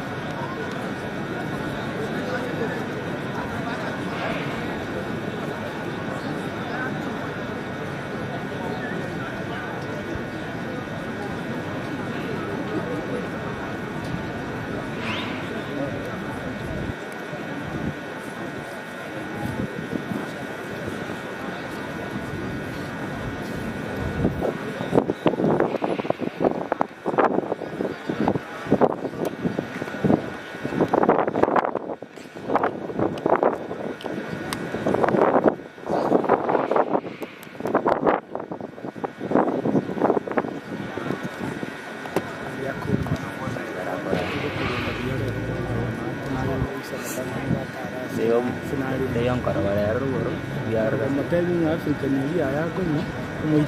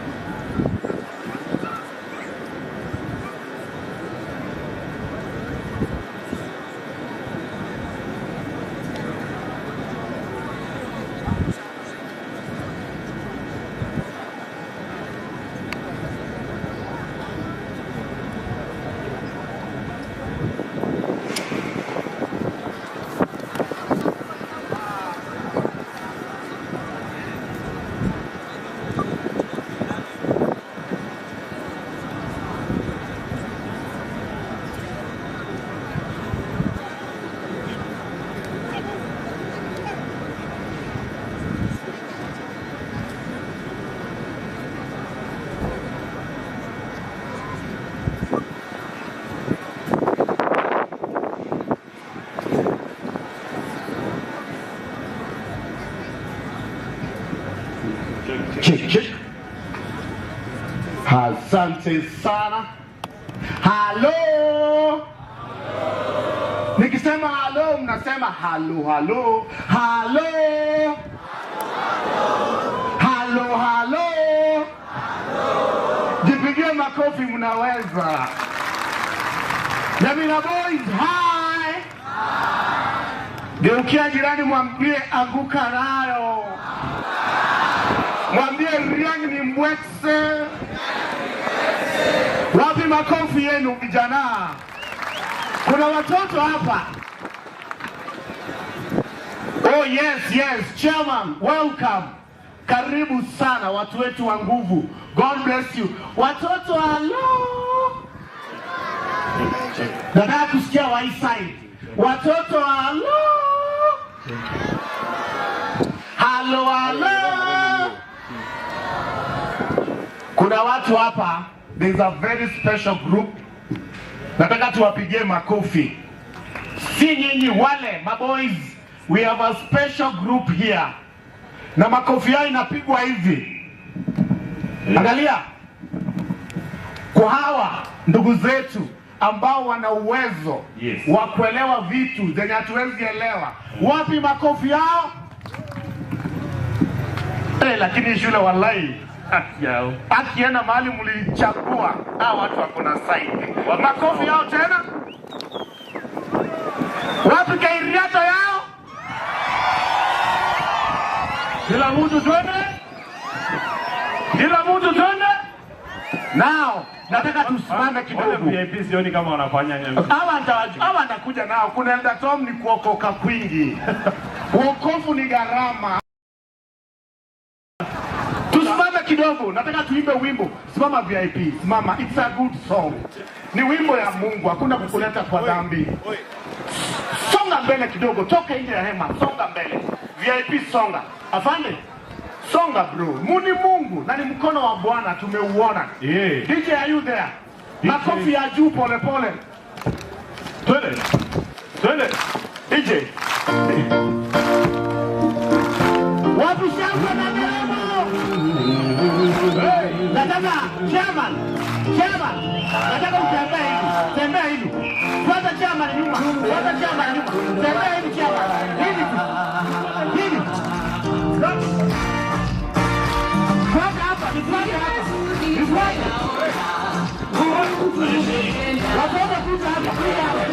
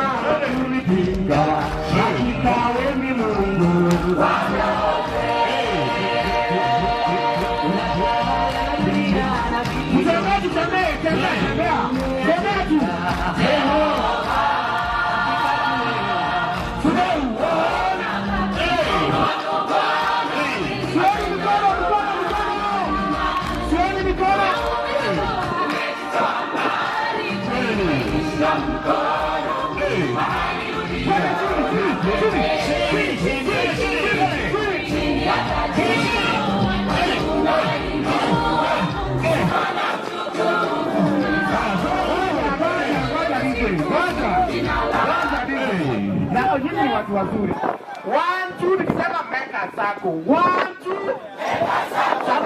Tulikuwa tumejifungua hivi. Tunataka tujaze mara moja tutoe upepo, tuanze na maombi tumalize shughuli. Kama wewe sio hicho. Tuharakisha kidogo. Tunaharakisha kidogo. 1 2 meka zako. 1 2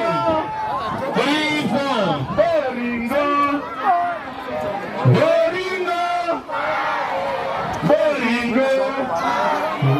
Wanaingia ndani mupige makofi muringe pingili oringo. Songa kabisa songa. Haya hebu nione kama umeshika haya mkono. Watoto washukue mkono. Haya. Alafu pia Aleki, director, karibu sana. Director baba. Ndio Mr. Alex. Tulikuwa naye US. Sio USA. United States of Siaya. Sio hapo na ofisi huko. Wao nafikiri nimefika US. Turabu ataniacha. Haya, hebu nione. Oringo. Zungusha. Zungusha mkono. Oringo. Oringo. Bwana chengi anani tukuramani. Chama ni kuchilinga ni hivi. Kuja peke yako chama. Kuja peke yako. Oringo. Kuja chama. Haya, kwenda. 1 2 3 kwenda. Oringo. Bwana chama aingia ndani piga makofi sura ole pingiri Oringo. Makofi kwake. Watu makofi ya chama ndio. Wacha tuonyeshe hawa. Wewe ujui. Oringo. Wana nyamira boy changu kanayo muringe ringe pingiri Oringo. Watu makofi yao. Asante. Sasa DJ nataka wawatie wimbo ya Kiadventista. Tutembee round. Na utembea kama mtu una dhambi. Wacha kutembea kama mtu ambaye hakuna dhambi. Hata kama umeokoka Elder Tom, wakati ni wako. Director wa watoto Nyamira baba milioni. Huko wacha wake. Wakanyage. Hicho tunakanyaga yani? Tunaenda hivi Kiadventista kali. Kiadventista kimeondoka ya Kikristo. Meondoka hiyo.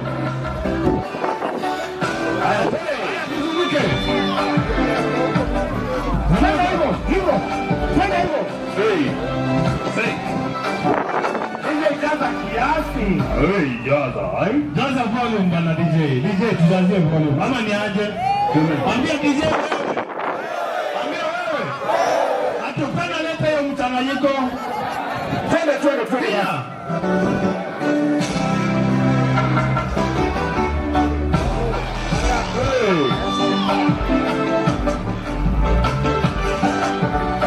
Wapi kakichwa? Zungusha. Kichwa. Twende. Anguka. Ya chukua na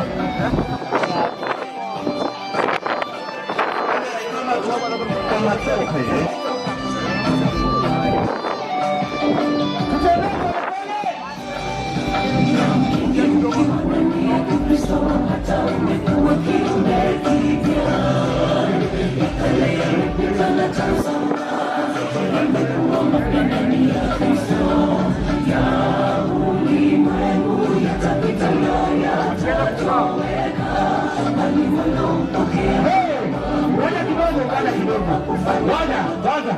Hiyo wimbo unaona ni kama inatupeleka tunaanza leso. Si atuweke hata kishindo cha wakoma. Kiliwa. Kishindo cha wakoma. DJ zinakupenda hivi. Haya tuende chini kila mtu angalie kwa nyayo zake zikienda. Nyayo. Twende round. Unajaribu kuanguka nayo kidogo.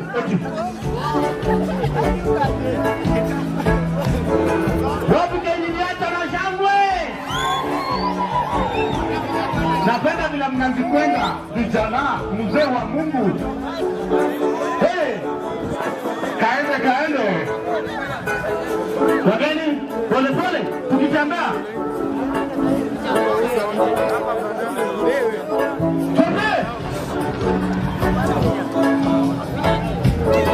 Naona, unaweka mkono hivi. Na kama uko na saa tamu unafanya. Right? Na unajua kwa changakizi. Kilewa kimbiza washambi kishindo cha wakoma. Kilewa kimbiza washambi kishindo cha wakoma. Kilewa kimbiza washambi Kilewa kimbiza washambi. Mungu akiwa upande wetu.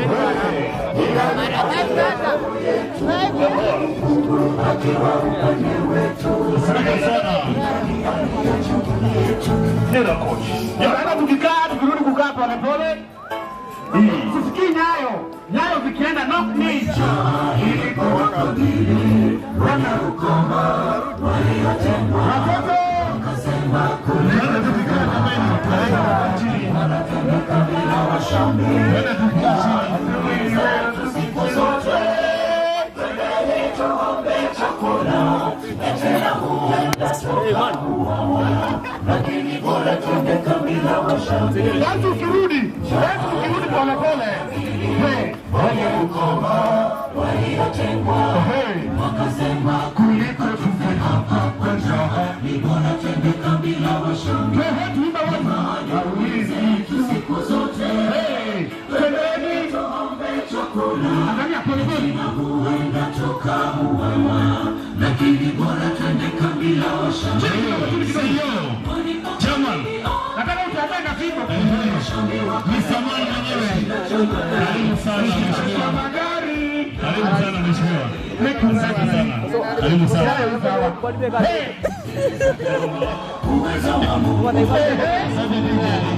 DJ, thank you very much. All right, sasa I want to introduce to MC King. MC?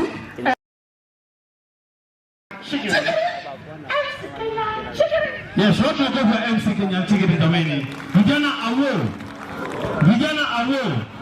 Ulisema gani ya magena kora mnataka?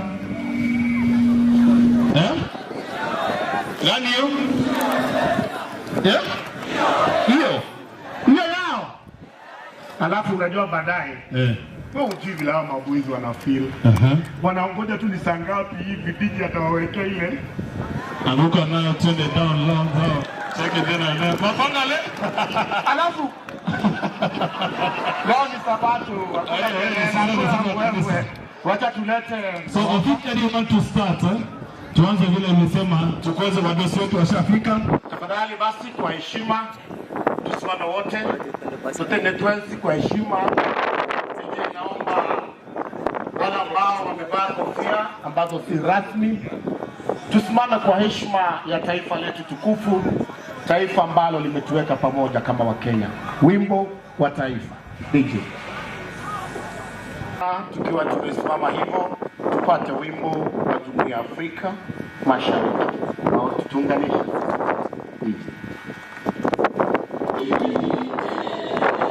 Jumuiya ya Afrika Mashariki, tuwezeshe kuishi kwa amani, tutimize na malengo yetu. Jumuiya yetu sote tuilinde, tuwajibike, tuimarike, umoja wetu ni nguzo yetu, idumu jumuiya yetu. Makofi kwa DJ wetu tukiwa tumesimama. Nimkaribishe pastor wetu Tom Nyakamba, elder kutoka Nyamira Central, atuongoze kwa maombi ya kufungua. Katumwari ni ya Adventista. Welcome. That is okay. Happy to greet you. Our elder Tom. Asante sana. Tuombe. Mungu wetu, tunakuja kwako asubuhi hii sana njema. Tunakushukuru sana kwa yote umetufanyia, na yale yote Mungu wetu yataendelea. Tunayakabidhi mikononi mwako, kuwa nasi mpaka siku hizi, tukushukuru wakati wote. Hilo ndio ombi letu kupitia kwa jina la Yesu Mwokozi wetu. Amen. Asante sana elder, tumpigieni makofi elder. Elder, Mungu akubariki sana. Si rahisi kuja kutoka kanisani kutuongoza. Tuketi tafadhali. Tuko hapa na chairman wetu wa ENACOCH, Mzito, karibu sana. Asante Mr. Evans Anyona. Makofi kwake tafadhali. Tuko hapa pia na Mzito mwingine ambaye hataki jua mpige machoni pale. Ndugu Bazuu kutoka Fort On yuko ndani ya nyumba. Makofi kwake. Ni Mr. Man mwenyewe.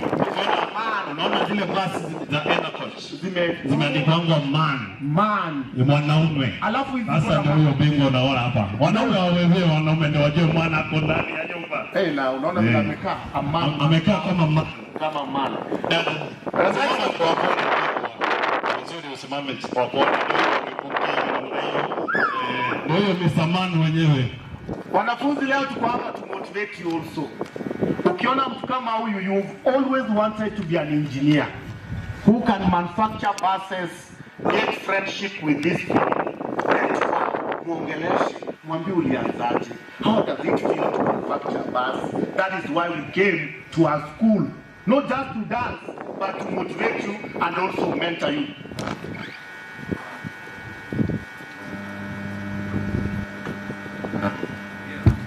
Thank you very much. That is so wise of us. Pamoja na sisi pia tuko na watu wanaitwa master fabricators. Yes. Wako ndani ya nyumba. Makofi kwao. Ndio master fabricators. Unaona hiyo Enacoach inakujanga vile kutengenezwa.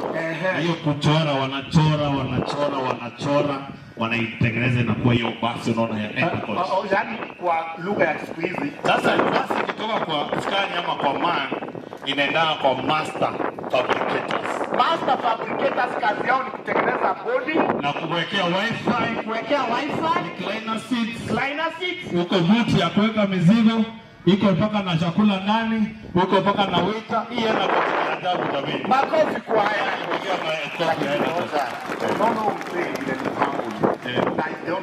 lakini ngoja bro, inabidi umetulia sana.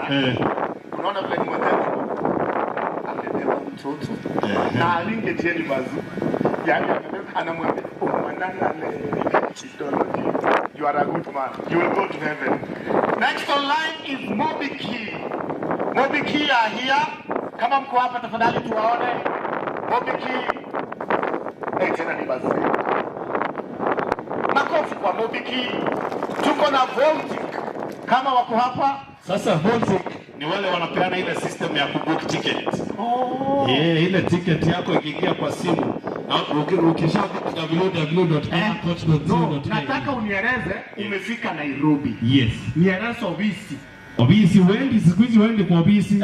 Unaingia www.enacoach. Ongea pole pole kama watu tulienda public primary school, unaenda www.enacoach.ke. Nasoma public primary.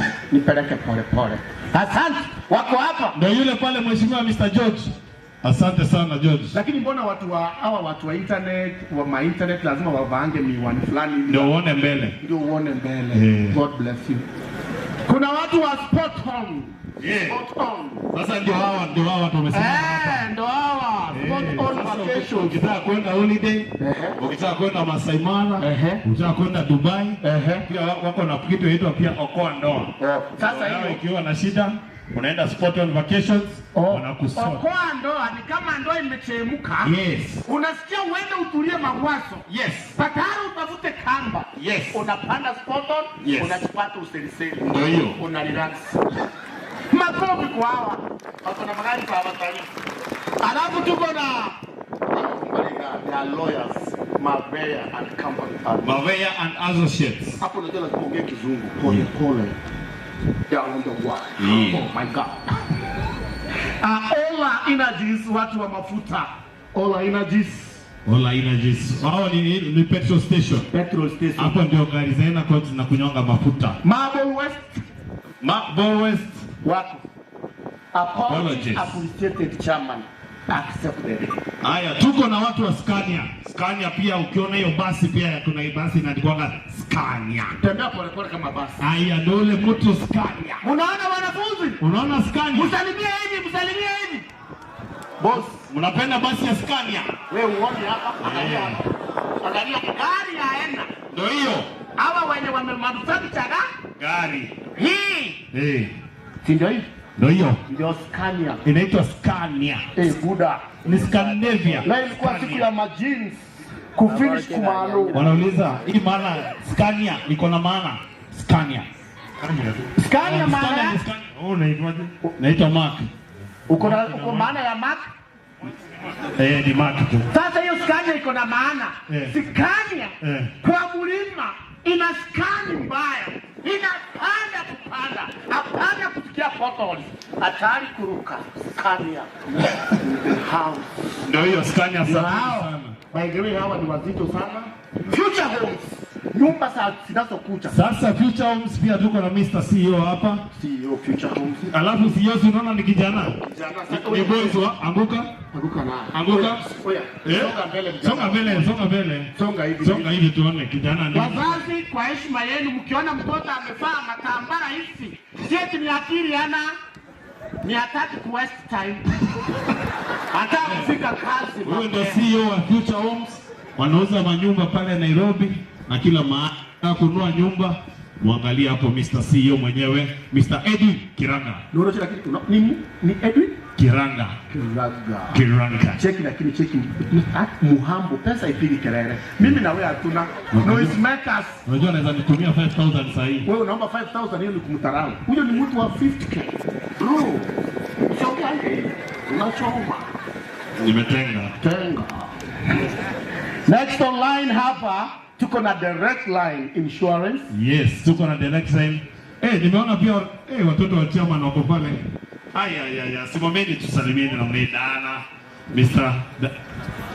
Happy Mnataka kuona? Watoto wa chama. Kujeni watoto wa chama. Hawakuchi hivyo. Yule ambaye ametuleta hapa akaandika mabarua akatuma SMS akakaa na idea ikakuja kwa akili ya kusaidia tusiochiweza ni Enacoach. Wapi makofi yao tafadhali? Enacoach, simama chairman. Piche mwekele rumba. Chukocha watu waina voice. Chini tereba, kucheni. Enacoach team. Makora. Hata ukienda kubook ticket ukutane na mrembo kama huyu anakuangalia hivyo. Ethan, karibu sana. Ethan ndio. Namna hiyo. Hapa pole na rumba. Ingia na rumba. Wewe. Karibuni sana. Lazima mjue nani amekuleta hapa. Sakubaba robo.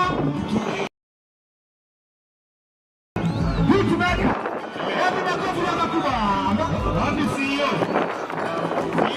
Cheki bila tunaenda. Unaona CEO pia anakuja. Songa mbele. Unaona CEO ndio yule anakuja kutoka huko. Na yule anakuja CEO wetu. Mwambie anze hapo. Twende chini kidogo. Pigia CEO makofi akikuja. Pigia CEO makofi. Wapi makofi. Asante. Ngoja. Huyo ndiye ana approve check yangu ilipwe. Weka sasa kusema ulikuja ukakata muziki. Twende chini kidogo. Mtu wa nguvu sana. Pole. Aste. God bless you. Asante sana. Shikilia sasa. Tukishamaliza hapo kuna serikali yetu kuu. Yes. Sasa muende mkae. Yaani tulikuwa hapana, wacha ni vizuri watu. Mimi nilikuwa nataka hawa ndio waonekane sana. Hawa wengine sitaki. Hawa. Huyo ndio Mr. Dethan Anyona Senior 1. Yes. Sasa unaona huyu kijana? Huyo ndio Enacoach mzee. Mwambie namna hii unaweza pewa kitu. Unaweza pewa kitu. Kuachia kitu ya chai. Unaona kitu. Amesema mkate anapeana leo. Watu makofi yake. Ngoja kidogo. Huyu kijana amejituma kutupiga picha. Haya tupige umalize. Huyu ni wa Mangaliman. Makofi kwake. Asante. Alafu tuko na the beautiful Diana. Maboys. Mnacheki? Mali safi. Mali ni safi. Huyu pia anaitwa Diana. Asante sana. Wacha bwana. Madam, you know the boys and the girls boys go hand in hand. Just say hi to them. Hi. Nitawapa mkate ya kesho Sunday. Wapi makofi yenu jameni? My boys, how do you feel that? So nice? So good, so beautiful. We want to appreciate the county government of Nyamira. County government of Nyamira led by my friend here from the Department of Culture, Madam Akuhapa. Dr. Director Rachel Okongo from Nyamira. Mpigeni makofi. Director Simama. Made. Amenyoa style za first ladies. Hawataki kuweza kuabuda asante. Tuko na county coordinator Children Department, Mr. Rasto Omolu. Jacob is in the house. Salimia yeye. Watoto ukikosewa hapa ndo office. Unaenda una report. Unasema my dad doesn't want to be responsible. Anapiga maade. GBV hatutaki. Ongea na director kuokoe. Director, thank you for being here. Tuko na mkubwa hapa anaitwa National Council for People Living with Disability, Mr. Fred Obuya. Uko hapa sasa? Na ni timu kubwa na support Manchester. Si ndio bro? Muhimu watu wa Arsenal ni kiere. Hata sijasema kitu. Thank you for coming. Assistant County Commissioner wetu wa hapa Nyamira Division, Mr. Akuhapa. Bro, maze kuja tu hivi kusalimia. Hapo unachua unatoa mpaka kawia. Karibu mrani. Haya makofi kwake, makofi kwake. Wewe, hiyo ni yako. Saluti. Fanya hivi. Asante DJ. Tukimaliza hapo sasa, having recognized all of them, ni wakati mwingine mzuri sana. Tungependa kuita Eunice. Eunice akuja amalize wimbo wake. Akimaliza kwaya ya umoja ukuje na wimbo mmoja, alafu pastor akuje atuhubirie. Akimaliza Magenda watatupea nyimbo mbili tukisonga katika hiyo order. Baba welcome na ndege tenge kitenge ni makula. Wapi makofi ya Sister Eunice? Tunagocha rasi kwa na ande mjue tuko live kwa TV. Ukikaa kama unaweza onekana nyumbani. Kama uko hapo boys unatipaka mafuta, usiharibie dadi jina. Ende tiongeze. Usisiko kwa TV uonyeshe njaa. Kaa kama uko live juu yako. Mimi nimekuonya. DJ, are you ready for Eunice? Asante kwa nafasi. Tuendelee ama tusiendelee? Haya, asante DJ, nipe wimbo. DJ mpe wimbo. Toto wewe pia salimia watoto, unajua leo ni siku ya watoto. Hi. My name is Agnes. Mmesikia? Not my name's I. My name is Agnes. You have one name. My name is Tera. Asesine ya moto na ya moto. Na ya moto masine ya moto na ya moto. Mama ukiona watu wamekaa hapa ni neema ya Mungu. Si rahisi kusoma. Wengine hawako na fedha. Makofi kwa mama anapotupa hiyo wimbo.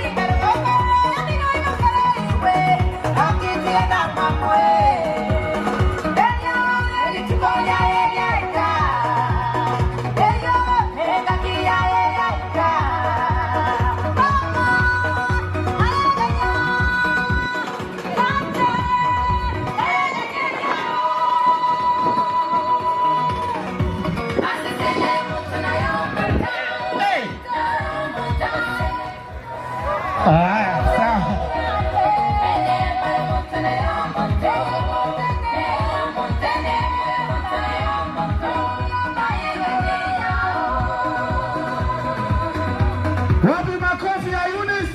Makofi ya Eunice. Umoja, are you ready? Umoja, are you ready? Umoja, umoja. Asante sana Madam Eunice. God bless you. Asante. Pigeni makofi, pigeni makofi. Thank you. The next online ni kwaya kuu na wameonyesha theme ya huu mwezi, mapenzi. They are in red, meaning wanatupenda. Wapi makofi ya umoja kwaya? Right? Yeah, yani kuokoka ni very nice. Cheki vile mko. Wa? Hey. Cheki yule mzee. Yani, right? Hey, cheki sasa Bazu kuokoka nayo. Mungu ni nani? Wala. Separate out, separate out, separate out, separate out. Again, when we are ready, you give them their song. Bange bwangu bwangu mburo chisa tubwati na ndaba ntibara n'ikindega abandi bakira kibasi utupageti ko baba. Asante.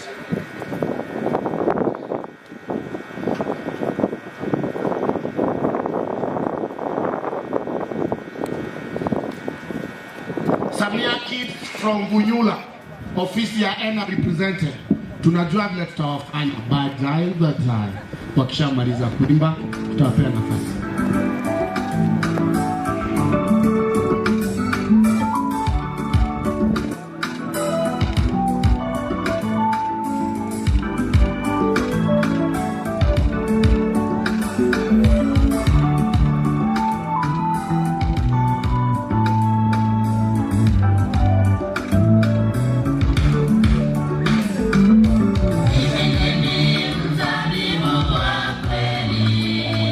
Baba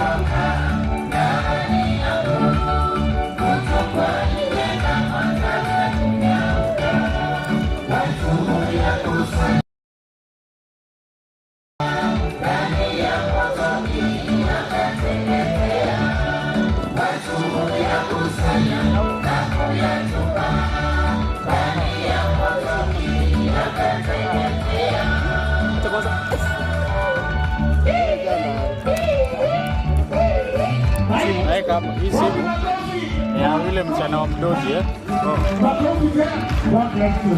Ona venye unaibalance. Sianguke jamani. Sina pesa ya kununua iPhone leo. Haichaji. Haichaji. Haichaji. Hiyo ole. Haichaji. Ama iko on.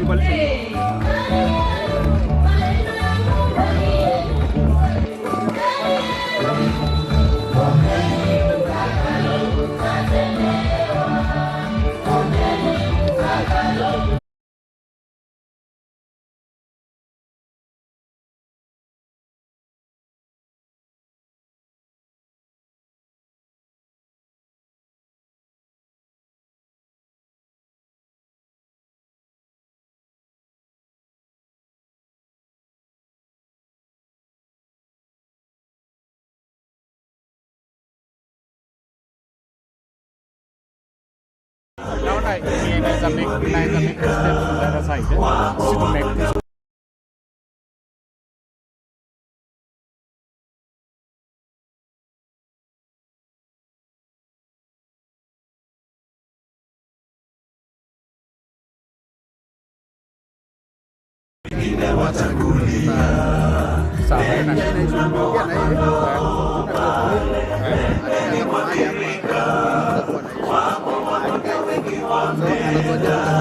Bila matumaini wangoja majibu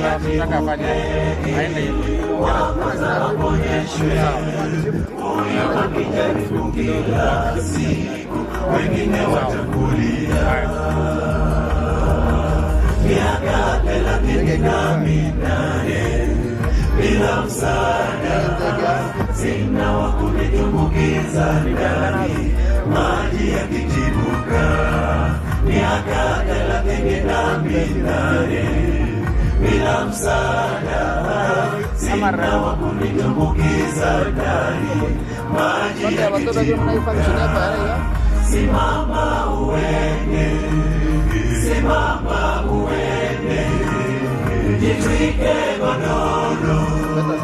jitwike godoro maana ushapona nenda zako maana ushapona nenda zako miaka 38 bila msaada sina wa kunitumbukiza maji yakitibuka miaka 38 bila msaada sina wa kunitumbukiza ndani maji yakitibuka simama uende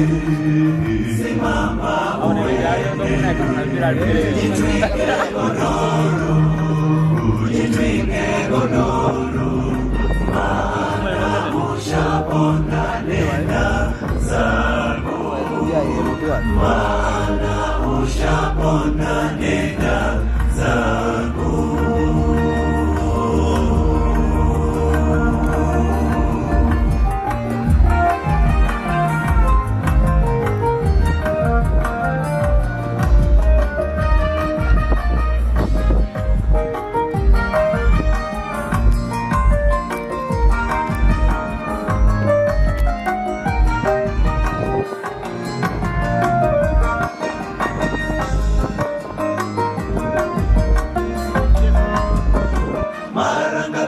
rafiki yangu wahangaika sana hata ukakata tamaa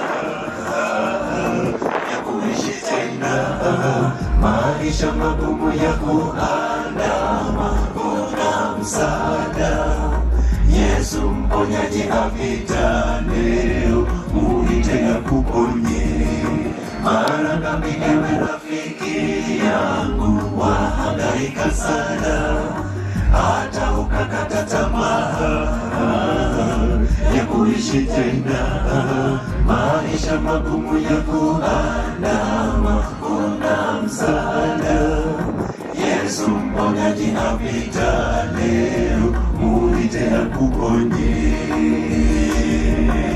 miaka 38 bila msaada sina sina wa kunitumbukiza ndani, maji yakitibuka. Miaka 38 bila msaada, sina wa kunitumbukiza ndani, maji yakitibuka. Simama uende, simama uende, jitwike godoro, jitwike godoro, maana ushapona, nenda zako, maana ushapona, nenda zako. Miaka 38 bila msaada, sina wa kunitumbukiza ndani, maji yakitibuka. Miaka 38 bila msaada, sina wa kunitumbukiza ndani, maji yakitibuka. Simama uende, simama uende, jitwike godoro, jitwike godoro, ushapona, nenda zako, maana ushapona, nenda zako. Miaka 38 bila msaada, sina wa kunitumbukiza ndani, maji yakitibuka. Miaka 38 bila msaada, sina wa kunitumbukiza ndani, maji yakitibuka.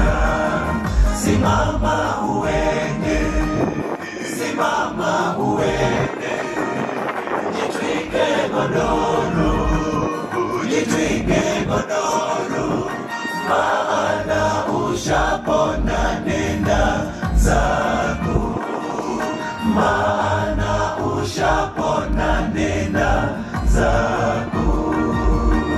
Miaka 38 bila msaada, sina wa kunitumbukiza ndani, maji yakitibuka.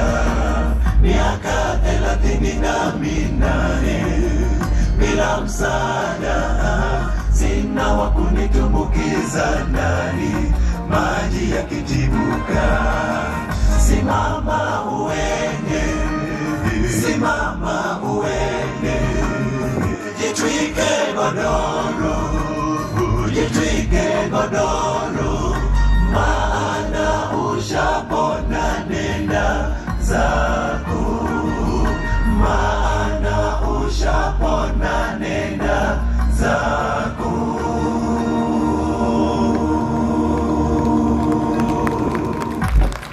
Thank you so much our choir. Kwa hivyo sasa ni wakati wa kumkaribisha pastor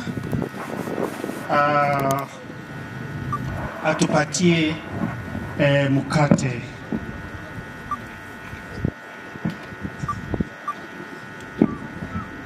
Yes, wenye wako na soft copy, pesa kwa M-Pesa, our M-Pesa number, tithes and offerings, 0704 333 801, 0704 333 801. Onyango Omondi.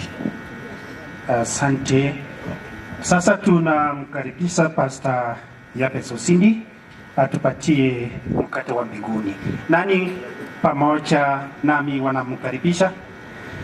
Pastor, karibu. Itipati ikizingatiwa, amujambo nyote. Amujambo tena. Vile mmesikia, mimi ni Pastor Jabez Osindi. Jana principal wa hii sura aliniita akaniambia nije hapa leo, na mara nyingi tunapoenda kuhubiri tunatengeneza sermon, lakini aliniambia sermon nitatengeneza na nimefurahi sana kuona mzee Anyona. Anyona nimekusoma kwa social media, na mara nyingi nikienda Nairobi naenda na Ena, na iko siku ilinikosa kwenda Mombasa. Nikitoka Mombasa nilikuwa nimepanda ngine, kijana yangu akaniambia ukifika Nairobi acha hiyo basi upande Ena. Sijui kwa nini anapenda Ena, na niliuliza kwa nini wanapenda. Niliambiwa Ena iko na miguu 10 na hizi zingine siko na miguu ngapi? Sasa nimefurahi kukuona. Hii ni karatasi yangu. Kabla sija soma neno, ninataka nisome neno hapa ambalo nitatumia Kiswahili leo vijana, kwa sababu mnanizoea na Kiingereza. Mtu mmoja anaitwa Martin Luther King Jr. alisema siku moja hivi, you may be that years old as I happen to be. That is Martin Luther Jr. And one day some great opportunity stands before you and call you to stand for that great cause, and you refuse to do it because you are afraid. Well, you may go on to live up to 90 years, but you are still dead at 35. Nasema hivi, jambo moja vijana wangu, na Anyona nasikia, siku moja upate opportunity ya kufanya jambo au la kusoma, lakini ukatae kusoma. Na Anyona, ulipoanza hii kosi ya usafiri, kama ungeiacha ungekuwa umekufa hata kama uko hai, lakini kwa vile uliingia katika hii kosi ambayo imeajiri watu wengi, you are alive up to now. Tunaelewana mpaka hapo? Nimemaliza hilo jambo. Nataka nisome kitabu cha Exodus chapter 4 verse 10. But Moses said to the Lord, "Oh Lord, I've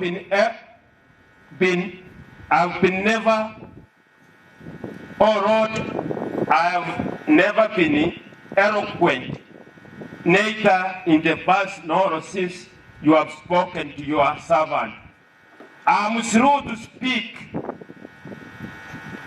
The Lord said to him, "Who gave man his mouth? Who makes him deaf or mute? Who gives him sight or makes him blind? It is not I," the Lord said. "Now go, I will help you to speak, and I will teach you what to say." Baba wetu, tumekuja mbele zako. Asante sana kwa neno lako juu ya Moses, na tutakapoliongea Baba, utusaidie tulielewe. Tumeomba katika jina la Yesu Mwokozi wetu. Amjambo tena. Huyu ni Musa ambaye alisaliwa na special talent, na hiyo special talent alikuwa hana speech. Alikuwa kwa kikisiri mama, alikuwa anasema Sasa Mungu akamwambia Musa, leo nataka kukutuma. Anasema siendi, I'm unable. God told him, go and speak. And sure. Somebody, I want somebody to read from the book of Hebrews 7 verse 22. Something happened. Somebody read very quickly. I'm not used to stand before jua kama hii inanichoma. Nani atasoma? Acts. Is it Acts? I said Acts. Naona nimeanza kuseeka. 7:22. Vijana mnasoma? 7:22.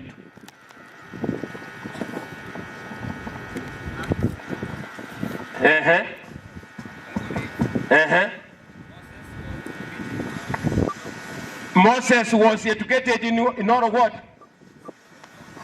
In wisdom. Okay. And he was powerful in speech. What do you say? Yule alisema wezi, lakini Mungu akamuwezesha akasoma mpaka akasomeka. Mnasema namna gani?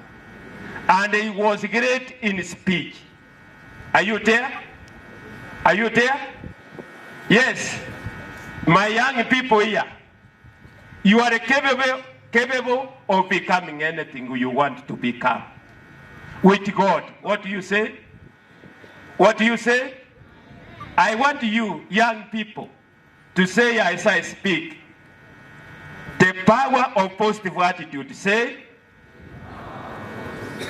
it's a thinking that sees possibility in impossibility. So, kwa hivyo, kwa Mungu, hakuna neno ngumu sana. Na katika, nataka niende haraka, niliambiwa nihubiri 40 minutes, lakini nataka nisiende 40. Tuende katika kitabu cha 2 Samuel chapter 9. 2 Samuel chapter 9. 2 Samuel chapter 9.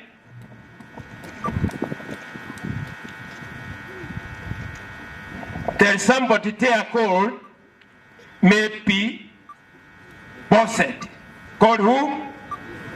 Huyu alikuwa mtoto wa Saul, wa Jonathan. David said, is there anyone still left of the house of Saul to whom I can show kindness for Jonathan's sake? Ni kama anyona leo na wenzake walisema, iko yoyote ambaye nisaidia kwa neema ya Mungu ambaye amenipatia. Unajua nyona, ninaposoma social media na wewe niliona mahali ulipika ukuwa na nguvu, unajua hiyo nguvu, lakini Mungu kwa neema yake akakuwezesha. Na leo wewe umeona na hawa bila Mungu alikuonyesha neema yake, upatie wa watu neema. Mnasema namna gani? Akasema nitafutie huyu mtu. Mtafute, akamwambia there is still a son. Ana Mungu hata aliona kwa nini niende kuambia mfalme hiyo. Akamwambia where is he? Ianza akamwambia mali yako. Alipokuja kwa David, when Mephibosheth, son of Nathan, the son of Saul, came to David, he paid honor to him. David said, Mephibosheth, your servant, he replied, don't be afraid. David said to him, for I'm surely show you kindness.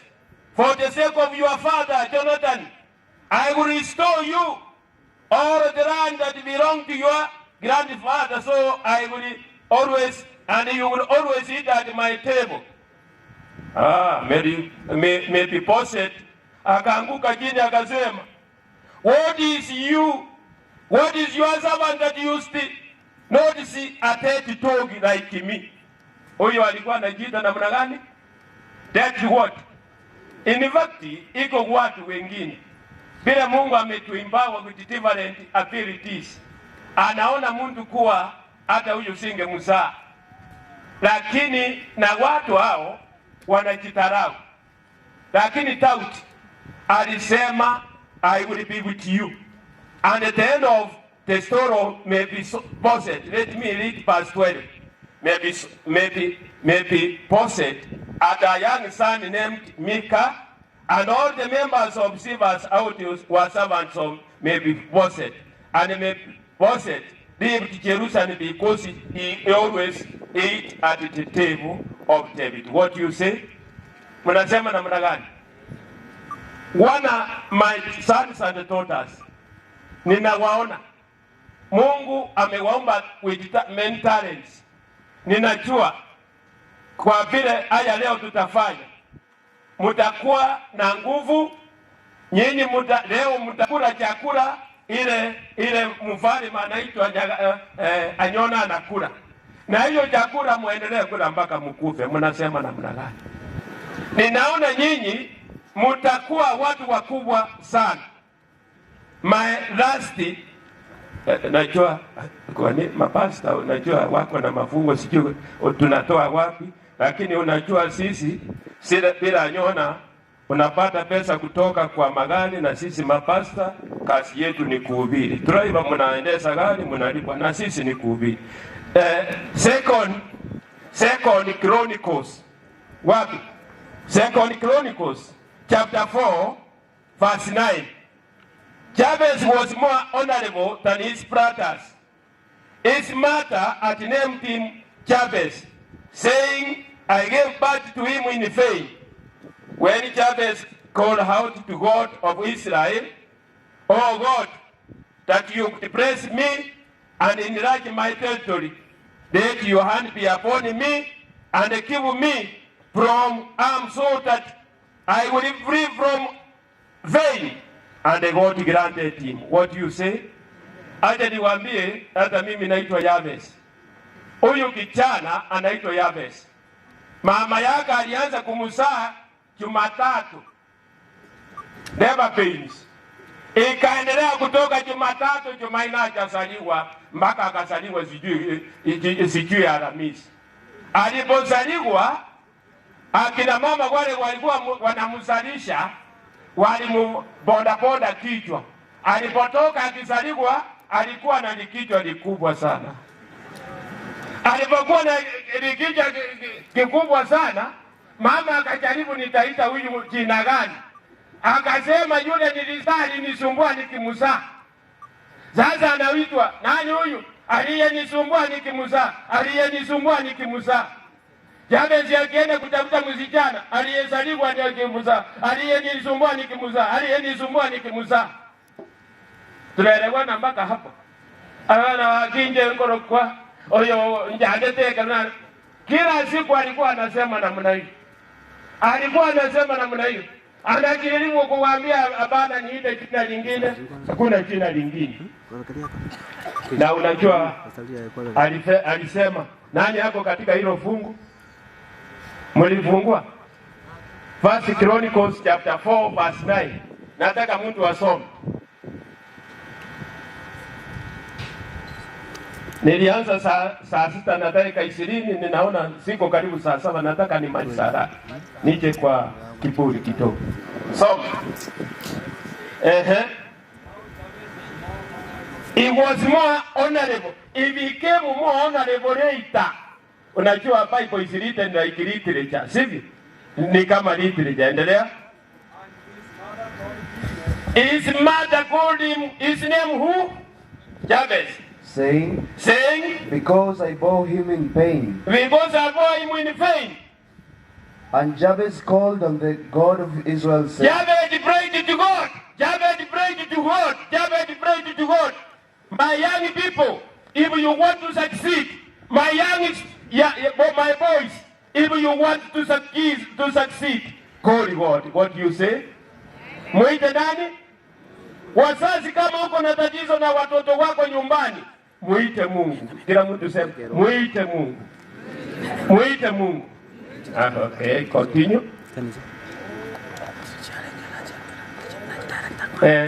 Continue.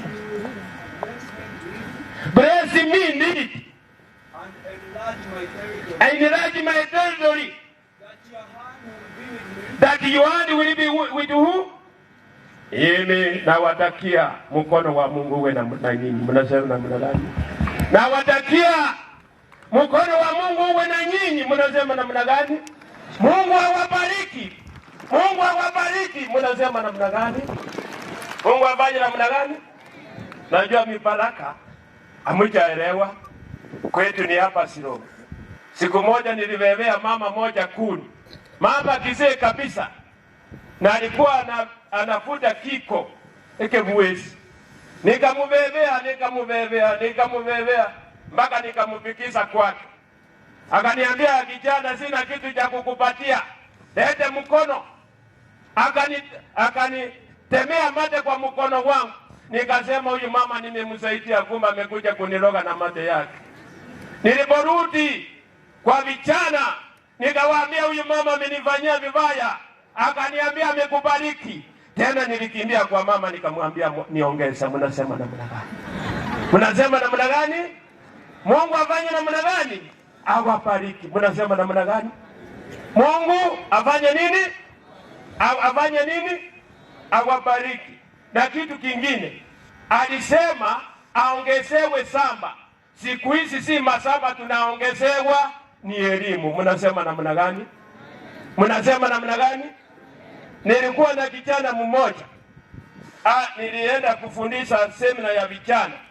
Nikasema dunia hii mtu ambaye yako mbaya sana ni yule hana ubongo. Ni yule ameremea kwa ubongo kabisa. Lakini kama uko kirema hata ya mguu, wewe si mbaya sana, wewe uko mzuri. Mnasema namna gani? Eli ulemae vitu vingine lakini usilemae nini? Kijana alikuwa standard 6. Akaniambia, pastor, mimi nilizaliwa kirema, sina miguu. Mimi naenda chini kabisa, sina miguu. Na mimi pastor, unaniona mimi ni mtu wa maana? Nikamwambia wa maana 100%. Mnasema namna gani? Nikamwambia kitu utafanya tu ni kusoma. Akasoma standard 8 akapata 401 marks. Mnasema namna gani? 401 akaenda high school, akasoma akawa daktari surgeon. Mnasema namna gani? Nilimpata Nairobi, anaendelea vizuri sana. Kwa hivyo nyinyi mtu asikuwadharau, kwa sababu mkono wa Mungu uko na nani? Mkono wa Mungu uko na nani? Na nyinyi. Mungu atawasaidia. Kitu tu mtafanya ni kusoma. Na mkisoma mtakula meza ya wakubwa. Mnasema namna gani vijana? Mtakuwa namna gani? Mtakuwa na marafiki. Kwa sababu ukisoma vizuri utapata kazi, utapata pesa, na unapopata pesa unakuwa na marafiki wengi sana. And if you can read the book of Proverbs 14 verse 20. Somebody read very quickly 14 verse 20. 14 ukifungua usianze kusema inasema, ninajua inasema. 14 verse what? Ndio hiyo, soma tu. The poor man is hated even by his The poor man is hated even by his what? Neighbor. Ukiwa masikini kila mtu atakuchukia. Endelea. But the rich has many friends. Nani ako na marafiki wengi? Nani ako na marafiki wengi? Vijana wangapi wanataka kuwa na marafiki wengi? Soma. Wangapi hapa wanataka kuwa na marafiki wengi? Soma. Nani ako na rafiki wengi? Nani ako na rafiki wengi? Tajiri. Masikini? Bwana unaletwa hapa shule, soma, wafanye assignment, ufanye chochote. Watoto kama vile ninaona mwaka huu, watoto 20 watapata A na Q. Wengine wapate B+ na Q. Waendelee kupata nyingi. Na wewe umalize na T-. Wewe shule itakuwa na mini nzuri, lakini wewe una mini. Wewe unakataa hawa watu wasome, waende Nairobi University, waende ng'ambo wasome. Unawakuta Nairobi hata tulisoma na wewe. unawapatia namba wa kupigia, lakini ukipiga tu kura inasema jina lako, unafikiri amekusave. Hakuna mtu anasema mtu mchina. Tunaelewana? Tunaelewana? Masikini yako na nini? Hakuna rafiki. Na nyinyi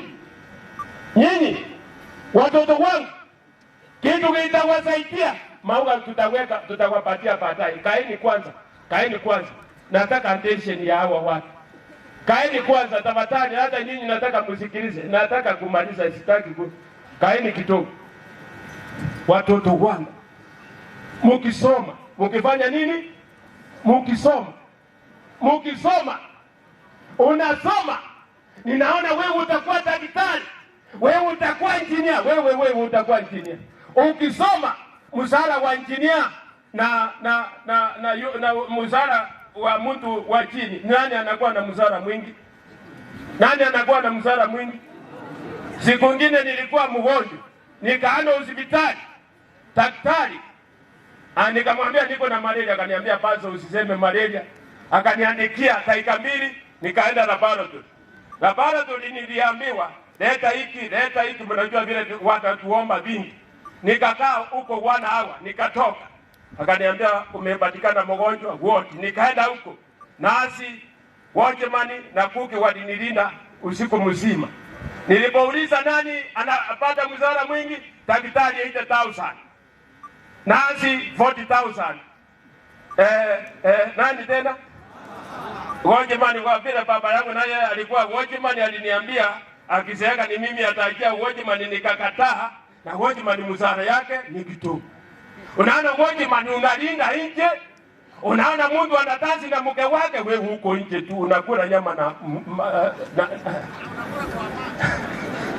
tunaelewana? Soma Proverbs 19 verse 4. 19 verse what? 4. Especially mtu asome good news. Proverbs 19 verse 4. Wealth makes many friends. Wealth makes what? Many friends. Many friends. But the poor is separated from his friend. His neighbor. Nani anakuwa na marafiki wengi? Nataka nimalize. Unajua my comrades, mimi nilikuwa chaplain huko na ninawajua. Najua mliponipigia makofi, mliniambia nimalize. Si nimalize, wangapi wananiombea nimalize.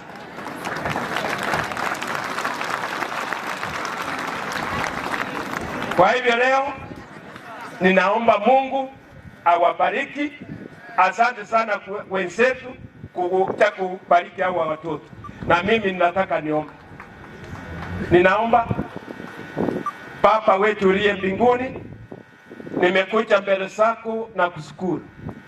Mwenzetu Evans Nyagaka Yona na wenzake leo wameona waje kubariki watoto ambao walisaliwa na special talents na wanafunzi wa shule hii yote. Baba, wapile wamekuja kuwabariki na wewe uwabariki. Tunawaombea wote mahali wanasoma, wasome mpaka wakasomeke kabisa Mungu. Hawa wetu wa shule hii na wao uwabariki. Na wale tuko wazazi hapa, watoto wetu wako mashuleni, tubariki kwa njia kila njia. Tumeomba katika jina la Yesu Mwokozi wetu. Kabla sijakaa, iko kitu kimoja hapa.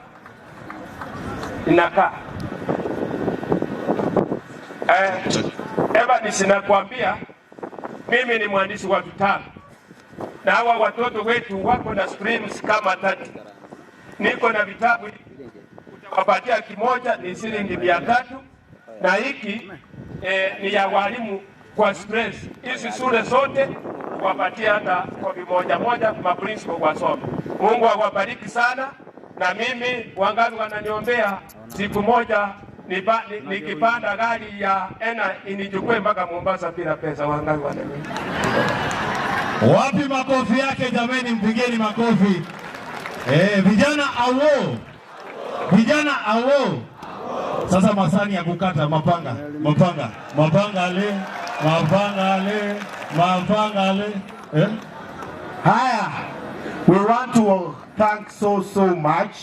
Haya, lakini before tumalize, nilikuwa tu sign off na shule pia. ndio sasa mwalimu akuja tuambie. Alafu twende. Haya, wacha tuwekee pasta makofi yake mzuri. Tayarisha. Makofi 1, 2, 3. Angusha. Tena. Pasta. Nobody ever. Asante. Who can call you by name if you are poor? May God bless you. Asante pastor. Asante sana. Remember tuko na wadhamini wetu. Tuko na Liki. Ndio. Very nice. Hiyo ni kama unaonekana kwa America TV. Hiyo ni Ena TV yenye iko America branch. Hiyo ni America branch ya Ena Coach. Hiyo ni mpya. Mimi ndo natumo huko. Huyu mwenye anashika video anafanya Ena? Hiyo langi sijaielewa. Anakaa kama huyu wa Egesa. Chiko Bagora. Chiko Bagora. Nero. Right. Karibu sana. Karibu. Haya, asante sana. Naende mwale na sisi ni mbogo sautia servant. Esi minero ta soki bana bakusaliuti. Sanye chiumo taka. Unapobwata ile ni teni Nokia weka mobuko. Unapobwata Samsung 1450 mobuko. Don't move phones that can give. Watu makofi ya Egesa in the building. Asante sana. We also want to tuko na Mr. Liki wa Mr. Man himself, Liki kiongozi. Karibu sana. Mabaya amefika. Ule wakili ulikuwa unasema ndio. No, wakili, you don't introduce wakili like that. Yes. Learned colleagues, dear guest, with us is Wakili Mabaya and associates. Wakili, what do you see this nation in the next 40 years? Thank you for coming. Asante. Asante sana. There is a chief officer here. Yes. Representing the office of the governor. Yes. Her name is Daktari Mercy Mura Mutanya. Daktari MMM. Triple MMM. Dr. MMM, wapi makofi yake jamani? Makofi kwa sasa, ili kumaliza hiyo shughuli tuite Magena. Tupe wimbo moja. Lakini before Magena, wacha mwalimu atuongeleshe hapo amesema. Yes. Sawa, haina shida. Yes. Mwalimu, we will invite you with a song. What's your name? Mr. Onyango, si ndio? DJ, uko na ile ya kitaka. Kanungo. Adance ama si dance? Adance. DJ, na ukwe serious. Tunaona watoto wanakupenda. DJ, mpe yenye ilichezwa katika Addis Ababa tukidhani tumeshinda. Yaani tulikuwa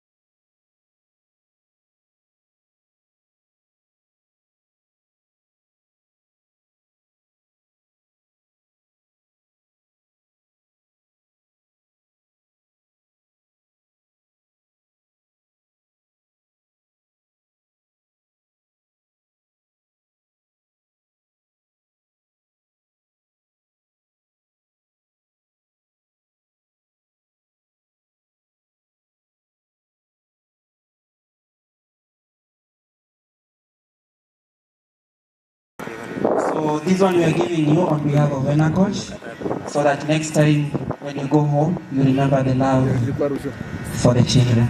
Thank you.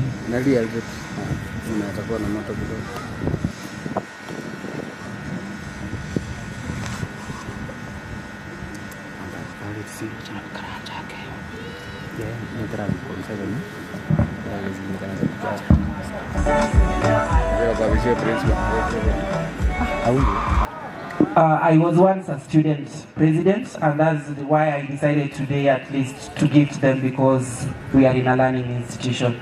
Thank you so much, and make Nyamira School a greater place. Thank you. Makofi.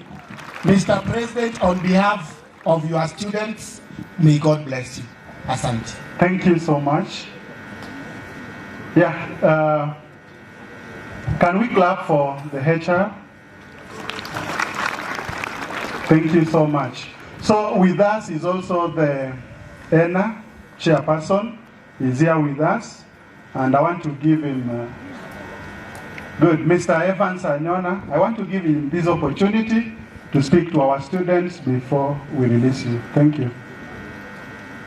Thank you so much, Mwalimu. Wanafunzi hamjambo. It's not yet my time. It's because nimeambiwa ukitoka mrudi, niliona ni vizuri uje niwapungie mkono. Hamjambo tena. Kuna furaha sisi kuwa na nyinyi hapa. Kuna furaha kuona wenzenu wakiwa hapa na nyinyi. Ndio wakuwe encouraged, wakusikie wanapendwa. Hebu waonyeshe upendo. Juu nimeona ni watoto wazuri, watoto wako na discipline. Nimeonelea ni vizuri msiende bila mimi kuwanunulia lunch, si ndio? Bwana CEO utapandikia cheki ya 100,000. Watoto wapatiwe lunch ya kipekee ya Enacoach. Asante sana. Karate na. Si nende mega. Ni yao. Nabo kinabwa tunemba tena obo. Ni yao. Vijana, hebu tuinue mkono moja hivi tumwambie God bless Ena. How many are going to choose Ena as we travel back to our homes? God bless you. Thank you so much for the kind heart. Wengine wanapanda Nyamira Express. Ya. Abandi namba wao tunauchia maia. Nocha Nairobi University, ukienda university ni Ena. Ndio maana tuko hapa. We want to give you the best sets ever by our best DJ Reels. Tuwapete entertainment ya 5 minutes, mukidance mkienda kula. Mmekubali? Mnataka kuchila hapa? Mode unachekizo ring bro. Kwenye tuamuke nayo. Unajua that is now matters discussion with mwalimu. For now, niwape tu DJ sets kwanza, tujibambe na mtulie, si ndio? Tukidiscuss. Are you ready for my DJ? Simama kila msee. Hey, Joe on the spot. I now introduce you one of the best hype man in the region, MC Dizzy, alongside Kisi Dance Academy. Come forward, Kisi Dance Academy. This site ni zenu, peleka watoto vile wanazikwenda. And by the way, ngoja kidogo students. Hello? Nikisema hello, mnasema? Hello? Munaona ma students, ngoja nini dancers. Ngoja kwanza. Let me tell you something. These are university students. They are not here to dance just because they are dancers. These are university students from Kisi University, and they are going to do dance with you. Are you ready for Kisi Dance Academy? Thank you. Haya, mwalimu amesema after lunch mshakula, you will be back for Migi, for Babgi, for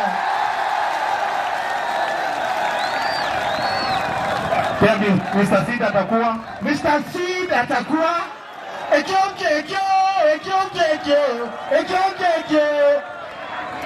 Makubamba atakuwa in the house. So mtaenda mkule ndio mfanya nini? Mdonzo back. Give me some music out of MC Dance Academy. Asante sana. Nataka tuende ground by the way. Na nataka nianzie hapo kwa wadhamini wetu, our sponsors. God is good. Mbona sisikie sauti hapa? God is good all the time. Aki tafadhali wadhamini wetu na Magena Kwaya, naomba tafadhali tuweze kusimama tafadhali. Asante sana. Maana tutaanzia hapa. Alafu tukuja hapa sasa kwa vijana. Tukishatoka hapa tunaenda sako vijana Nyamira mko sawa? Angalia mwenzako mwambie chorea. Mwambie chorea. Haya, wacha tukuje kwa watoto sasa. Watoto alo. Abana moigwere buna. Samuel akaigwera. Haya watoto wote tusimame jamani, tusimame. Asante sana. Haya, nataka sasa tupige makofi moja. Na tunasubiri ni mtu mmoja amepiga. Sawa? Makofi moja ya wadhamini wetu, our sponsors. Haya ndio hiyo, weka maua. Angusha moja. Kuna watu wanatudelay, si ndio? Nataka ipigwe makofi moja ni kama ni mtu mmoja amepiga. Haya, weka maua. Angusha moja. Haya, sasa hiyo ni ya sponsors wetu wote. Na sasa hii ni ya Ena Coach. Tunapiga kutoka 5 mpaka 1 in a descending order. Yani 1 2 3 4 5. 1 2 3 4. 1 2 3. 1 2 1. Kila mtu amenipata?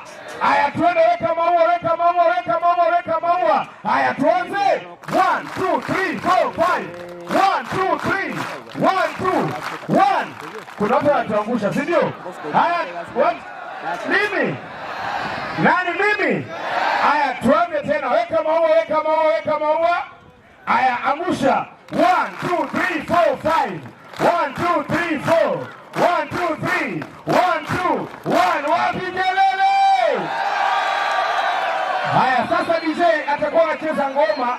Ukisikia mali inacheza imba, unapiga makofi. Sasa ukisikia mali inasema imba, unapiga makofi. Madichi, twende kazi. Haya, choko hapa you are. Dakika zimebaki 2. Choko hapa you are. Mungu anaketi. Alafu ukisikia hiyo unapiga makofi hapa juu. Tukiimba Mungu ana. Ukisikia imba unapiga makofi. Mungu anaketi katika. Haya, angalia dansa zinaangalia kwa nini? Tukiimba Mungu ana. Haya, angalia piga makofi ya juu twende. Imba. Ati ukisema Mungu ana. Haya, piga makofi ya juu. Imba. Ati ukiimba Mungu ana.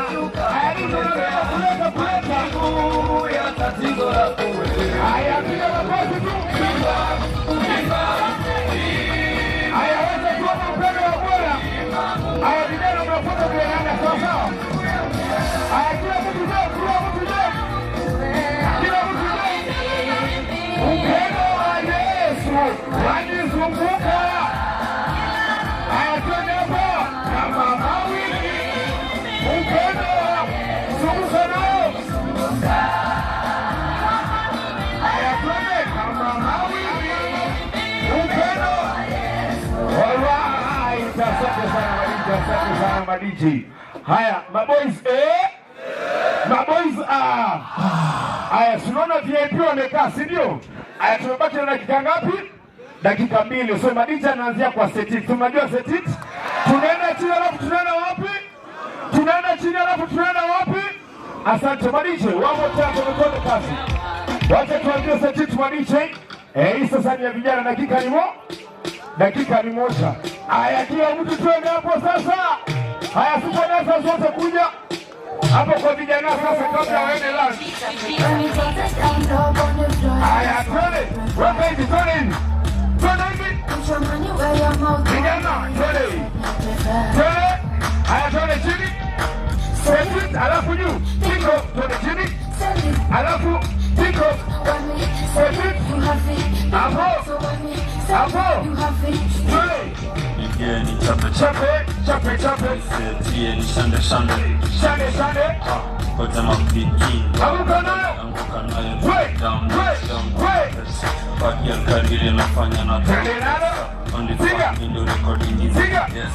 1, 2. Alright, asante sana. Ngoja nije. Hapo na hao watoto pia. Haya, nyinyi mnaweza keti tu. Nyinyi mnaweza keti tu. Oh, you go for lunch. Go for lunch. Watoto nyinyi bado mmesimama. Then you come back.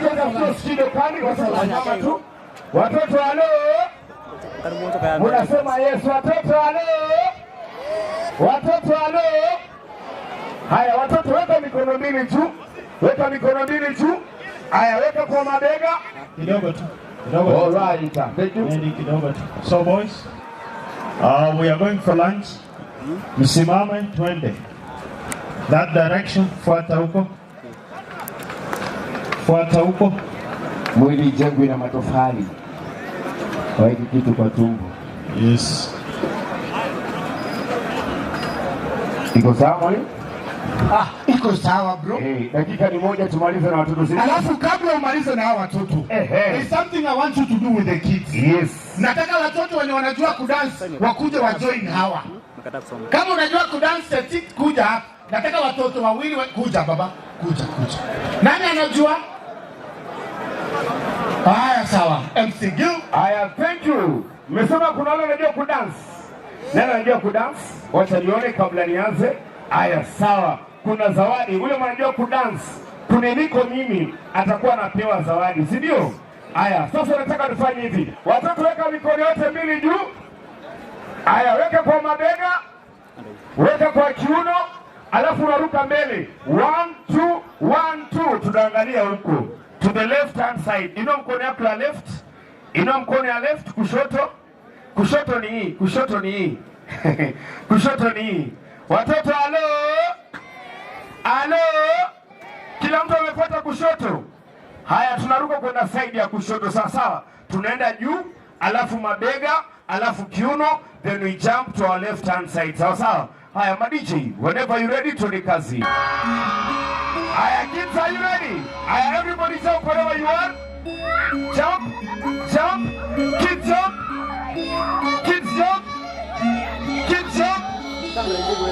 Haya, twende juu watoto.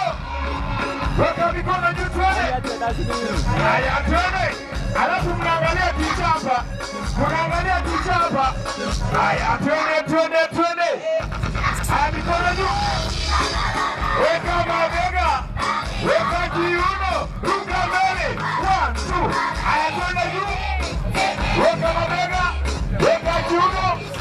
Ruka mbele. Asante sana madiji. Haya, tusonge mbele. Wacha naone. Nani anakuja mbele wa kwanza nimpatie zawadi? Nani anakuja mbele wa kwanza nimpatie zawadi? Wale wako pale songa mbele. Asante. Watoto wale. Haya, kila mtu amepata dance. Haya, sawa. Thank you. Haya, madiji, one more time from top. Haya, hapo iko sawa watoto. Haya, zungusha hivi mikono juu watoto. Zungusha hivi mikono juu. Alafu unaruka pole tu. Haya, twende. Watoto twende. Haya, weka smile watoto. You need to be happy. Haya, kila mtu simama. Haya, twende juu. Weka mabega. Twende kiuno. Ruka mbele. Haya, twende juu. Weka mabega. Twende kiuno. Ruka mbele. Manisha baada ya kutoa melida. Twende juu. Mabega, melida. Kiuno. Ruka mbele. Haya, twende juu. Weka mabega. Weka kiuno. Ruka mbele. Haya, tuliga hivi sasa. Liga hivi. Kila mtu hivi. Kila mtu. Liga kidogo. Haya, anza kimo. Kids, anza kimo. Haya, twende hivi. Watoto liga kidogo. Haya, tuende Madija, tukafolo na leader. Right, asante Madija, thank you Madija. Haya, watoto jipigeni makofi. Watoto jipigeni makofi. Haya.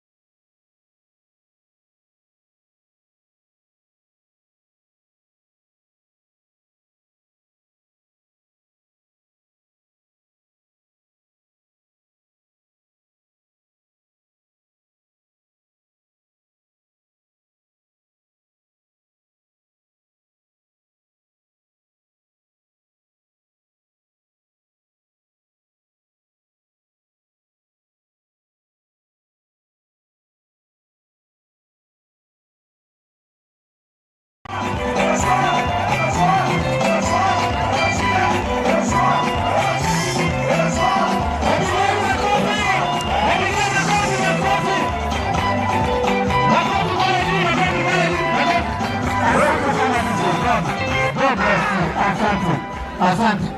Siwatoke na wimbo yao faida umwana ili mwandazi mkienda mtuonyeshe style zenu za kunyula. Sawa. Kwa ndogo na basi aina coach kutoka Western. Hey, mrudia pale magana hivi. Nenda wa mzungu wana mkamini. Ni hali nini kusuwa afla. Maana kwenye international. Combination sound. Roma! Hey, wana Yesu jende. Mwaka nukawa yenye upia.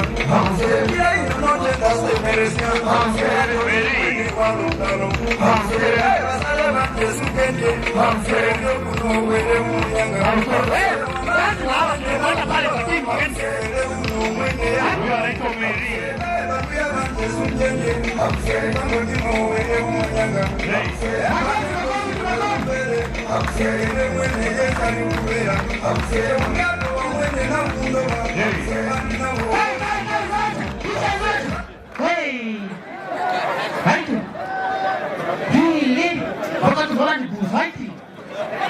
Wapigeni makofi Samia Kids. God bless you. Thank you so much. You see how far, Chairman, you've gone. Touching lives mpaka huko Western. God bless you so much. Thank you so much, Mama. Now we are going back to the real entertainment, and before that, let me invite my brother. Yeah. Spotton. Unajua MC huyu pia anafanya kazi tena coach Mary. Huyu Mary. Yeah. Na yani maandiko watu yani majina ya watu wameokoka. Mary mama ya Yesu ena coach. Lakini yuko right. Spotton. All right. So we want to appreciate our sponsors today. Tuko na Scania, tuko na Equity, tuko na Ola, tuko na Spotton, tuko na Marina Bay, tuko na Voltic, tuko na Master, tuko na Future Homes, tuko na Man, tuko na Mobiki, tuko na wakili wetu Ayola. Mr. Ayola. Alienda wapi Ayola? Wakili wetu Ayola ako pale. Mavea and associates pia wako ndani. So we want to keep going because of our time. Before our kids go to eat, I want to take the opportunity to welcome our Deputy CEO, Mr. Jarvis. MC, talk here, Mr. Jarvis. Huyo ya kutoka Western. Anatoka Western. Anatoka Western. Anatoka Western. Na unajua kama CEO ni Deputy CEO. Deputy CEO akisimama, Deputy CEO ndo wanakuwa in charge of HR. Watu wote waenda isipokuwa bosi. Kama umekaa kuanzia hapa, umevaa t-shirt ya aina. Yes. Uko mzee umetulia kama wewe. Umevaa kitenge, mnasimama. Talk to that. I was saying it is time to dance. Yes, it is you I'm addressing. Yes. Stand up is up everyone here. Here standing up. Standing up as see your table to stand. Omo kakitena, kakima utalije songo. Osumo dance. Asante. Bye, tutoa dance. Haya, Deputy CEO karibu sana. Unakuja pole pole mpaka hapa.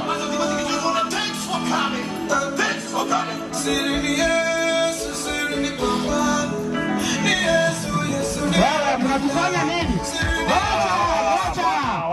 Unatufanya nini? What are you doing us? What are you doing us?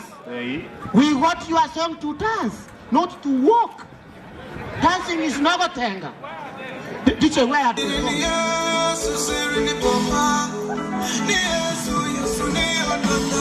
Wapi makofi yake tena?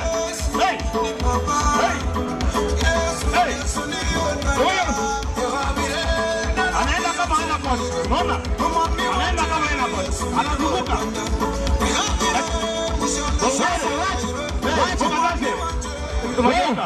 Wewe uchuangi masia wata dance pesa itaanguka. On a transport pole, pesa is fall down. Welcome to CEO. Thank you so much. Kwa heshima zote na taadhima zote, ningependa kuwakaribisha tena kwa hafla hii siku ya leo.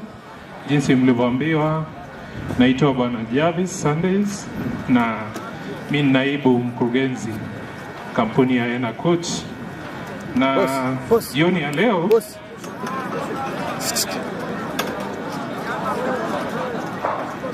I say. Edward, I say.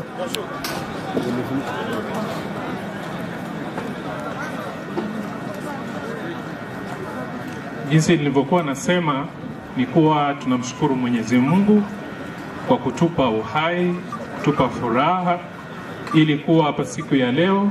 Ningependa sana kuwashukuru wadhamini wote na waliojitolea kufika hapa siku ya leo. Sina mengi ya kusema.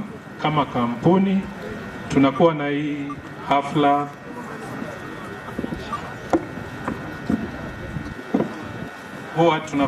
hafla kila mwaka.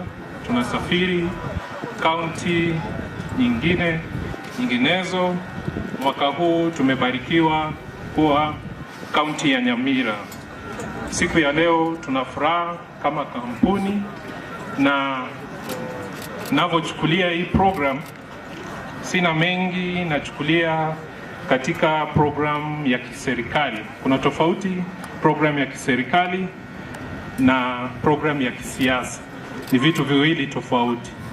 Baadaye tutakuwa na utambulisho kwa kampuni na program itaendelea. Ningependa kumwalika Assistant County Commissioner Bwana Kinyua ili atatuelekeza katika hii program, na kwa sababu watoto wetu ambao ndo wageni wetu hawajakula, tungependa kuharakisha kidogo hii program, na wale ambao wanasikia najua wataimudu kulingana na ule muda ambao tumepewa. Asante, karibu.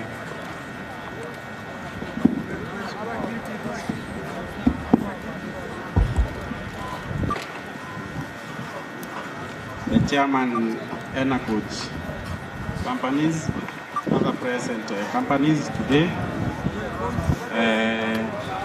Wanafunzi wa hapa Nyamira Boys, county officers present, led by the chief officer, other invited guests. Habari zenu? Habari zenu tena. Mimi naitwa Kinyua Nelson, Assistant County Commissioner hapa Nyamira, presenting Deputy County Commissioner Nyamira South. Kwa sasa wale wanazungumza mnyamaze kidogo. Kwa sasa mimi nitachukua hii nafasi kwa muda mfupi niweze kutambulisha wale watu ambao wako hapa, ambao tunafanya nao katika serikali tofauti, serikali ya national government na pia serikali ya ugatuzi ambayo ni Nyamira County.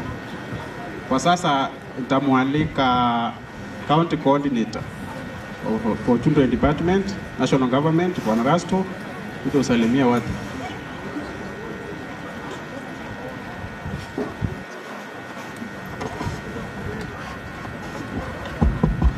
Asante sana Bwana Kinyua. Kwa wageni wetu, especially ENA coach, I would like to take this opportunity to thank you for hosting this activity. This is a good way of collaboration, and we as the government, we really would like to encourage private partnership when it comes to issues of children. So thank you very much. We are very thankful. And also I would like to appreciate our officers, the sub-county officers. I don't know wangapi wako hapa.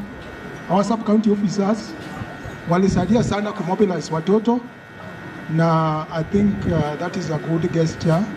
So we have Mr. Dera and others. I think Mr. Dera, I would like to recognize their presence. Hawa ndio wametusaidia. Mr. Dera has really played a key role for the success of this activity. So thank you very much, and God bless you and continue that spirit of giving back to the society. Asante sana. Asante sana, pigeni Rasto makofi moja. Asante sana Bwana Rasto. Kwa sasa nitamwalika friend aweze kuzungumza na sisi, ambaye ni County Director wa mambo ya disability. Welcome Bwana friend.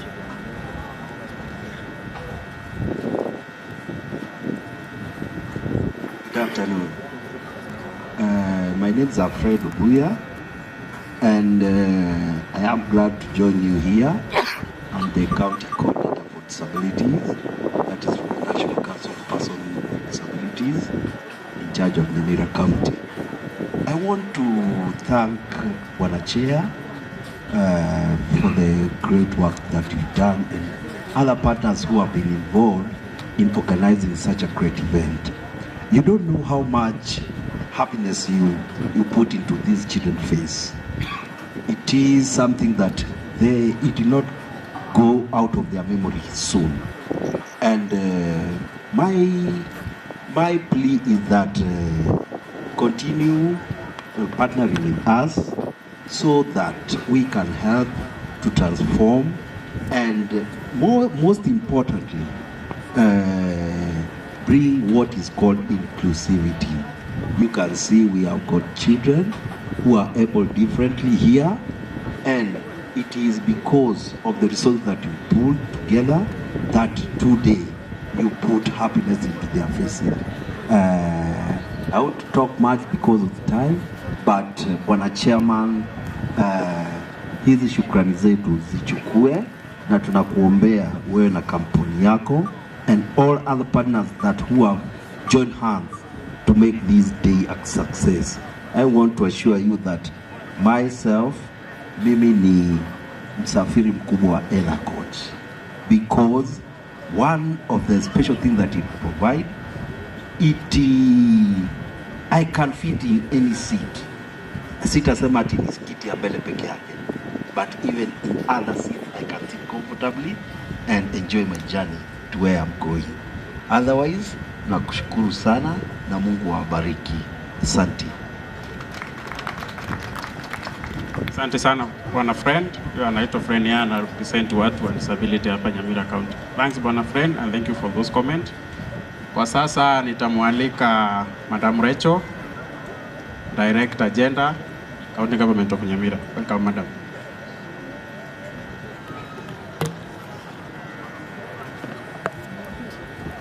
Thank you, Bwana ACC Nelson.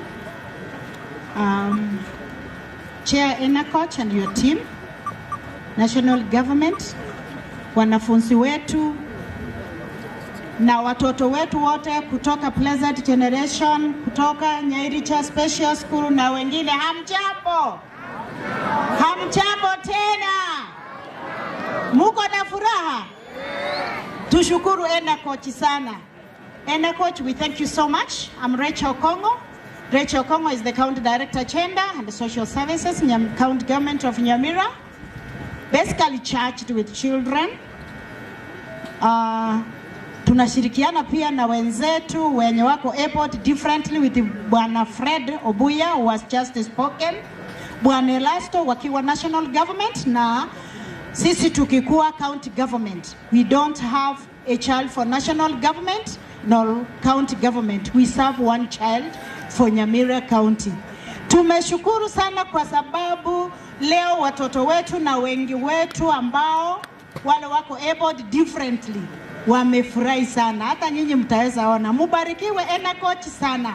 Huo ndio usafiri wetu kwa hii kazi ambao mmefanya. Kwa njia ya kipekee, my boss is with me. Allow me welcome her. Na mubarikiwe sana. Dr. Mercy, the Chief Officer Gender, Youth, Sports, Culture and Social Services. Makofi kwake.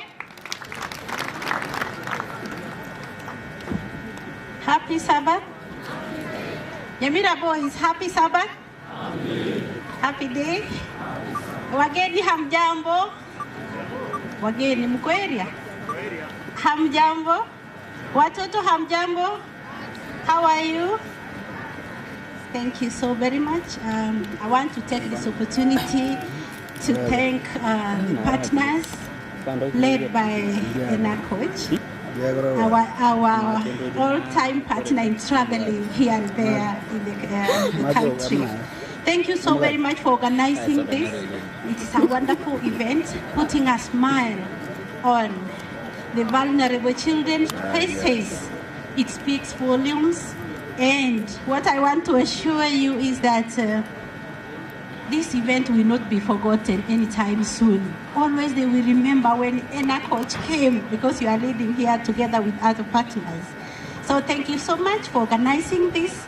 Thank you so much for coming to Nyamira County to put a smile on our faces. As a department, we deal with children matters and we take them seriously. Children matters and the people with disabilities matters seriously. And on that note, His Excellency the Governor, Amos Nyaribo, has given you permission to enjoy today with the young ones, with the people with disabilities. As a department, what we do to the children and people with disabilities, we have done a policy for children. We have Nyamira County policy for children, and we have an act for the people with disability, and we are on the second level for implementation for people with disability. So we care, and as a government, that is what we are on the process for the welfare of children and people with disabilities. So receive our regards from His Excellency the Governor and the CEC in charge of gender and social services. So by the names, I am Dr. Mercy Mora, the Chief Officer in charge of gender, youth, sports, culture, and social services. So welcome so much, our partners. We shall walk into your doors so that we can engage more beyond this. God bless you. Thank you. Asante sana, tumpigie makofi moja, pili, tatu, funga, fungua. Kwa sasa I have the area chief and the assistant chief. Tafadhali naweza kuja hapa mpunge mkono so that hawa watu wajue usalama ya hapa iko sawa sawa. Wapungieni tu mkono. This is Mr. Manyara ambaye ndiye acting area chief kwenye Matuta Church location, and this is the assistant chief Madam Teslin, assistant chief kule Siamani. Asanteni sana kwa kufika na asanteni kwa kuhakikisha usalama iko sambamba hapa. Kwa sasa mimi nitachukua nafasi hii nizungumze maneno mbili tatu kuhusu mambo ya serikali ambayo inaendelea. Kwa sasa hivi nataka kushukuru chairman Enacoach because of partnering with the government, with the county government and the national government to ensure that community services are delivered not only by the government but also through partnership. Thank you for extending your hand. We are much thankful, and that's why we are here today to support you. For offering your hands and extending it to this community, today you are going to touch so many people, directly or indirectly. We have come to realize that Enacoach now does not offer only traveling services, but it also offers services that support the community. For example, I've seen you are supporting the disabled people, you are supporting the orphans, even through bursaries as a fund and through other means. Just continue like that, and even your business, God will bless it more. For us as a government, we always feel good when we partner with other peoples or other entities to ensure that the life of other people have been improved. Improving the life of persons does not mean only government can improve it. It can be improved by partnerships or through even non-government organizations. So thank you, Sana Chairman, with your company for offering that hand and that shoulder for these people and this community to lean on. Thank you and may God bless you. Asante sana. Kwa sasa mimi nataka nizungumzie the boys na wale the wengine ambao wako hapa. Hapa muko shule. Ukishatoka kule, sisi ndio mnapatana na sisi watu usalama kule nje. We want to assure you, when you are here, your security is guaranteed in this area. And also be assured when you leave this gate, your security will be guaranteed. How that security will be guaranteed will be through ensuring there are no drug abuse centers or places in this around this school.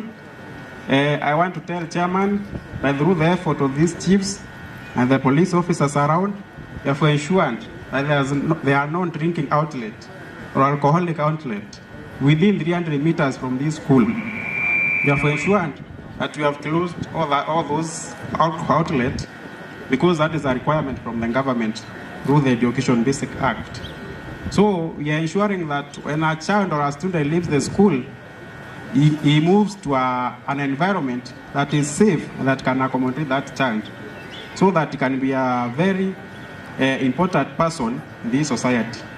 So I want to tell the student here, tafadhali kama ulikuja hapa, ulikuja kwa ajili ya masomo. Usifuate kile mwenzako anafanya kama anafanya kibaya. Kama unasikia anatumia mihadarati, usitumie. Kulingana na ile statistics ambayo imekuwa released, umeona inasemekana watoto ambao wako university wanatumia mihadarati hivi na hivi kwa njia ambayo isiyofaa na inawadhuru. Kwa hivyo sasa, kuanza kujitayarisha kwa maisha ambayo inakuja in future life, anza kukuwa mwanafunzi mwaminifu kwa sasa na ambaye anafanya kazi ambayo inalingana na sheria za hapa Kenya. Kwa sababu ukifanya makosa tukupate unatumia mihadarati ama tukupate mahali ambapo mihadarati inatumika, hutaka kujua kama wewe ni mwanafunzi wa hapa ama wapi. Sisi kazi yetu ni kukamata wewe na kuweka wewe ndani, alafu tunasema kesi baadaye. Kwa hivyo kama uko hapa na wewe ni mwanafunzi, hakikisha umekuja hapa, umesoma, ndio maisha ya baadaye hata uweze kuanza.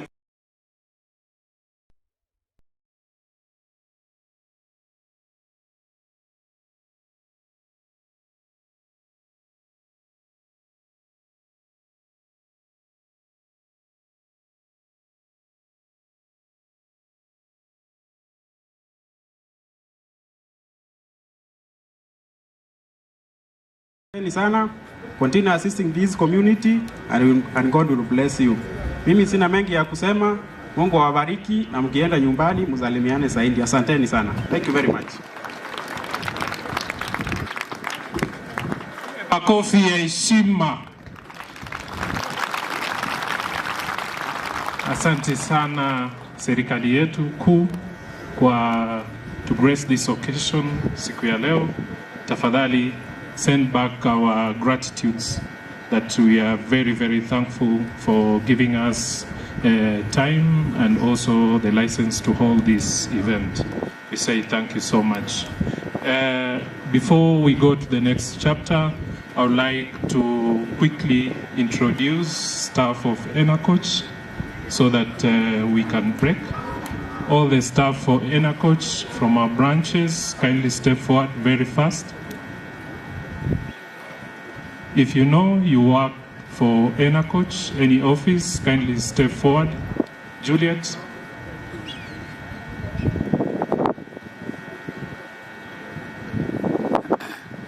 Let's save time, kindly. All the staff for ENACOACH.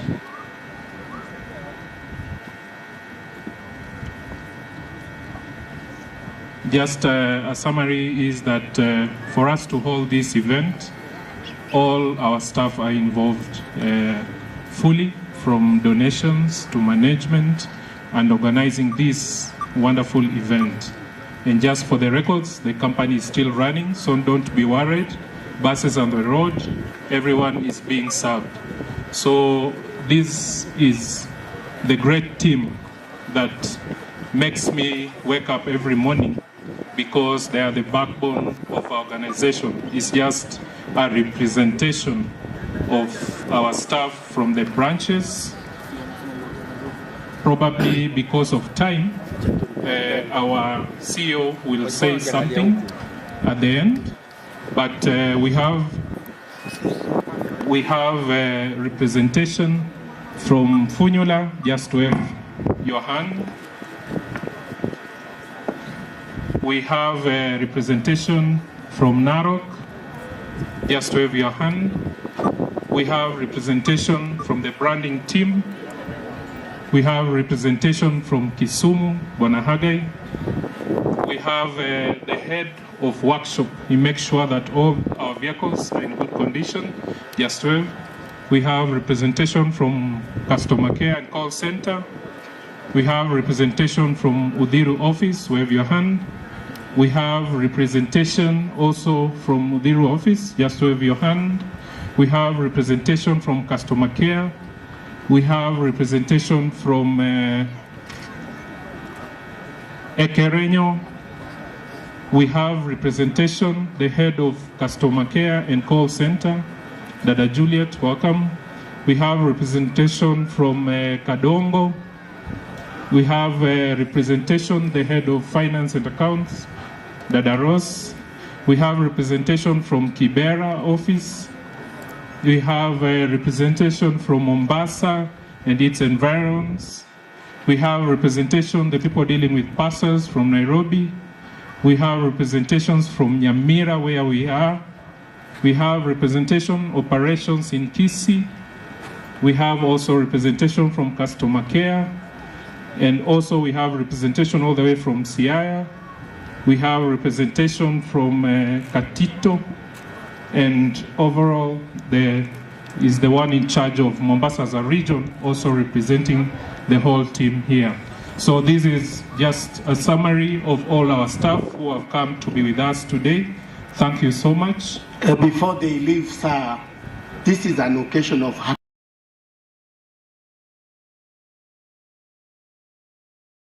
tune.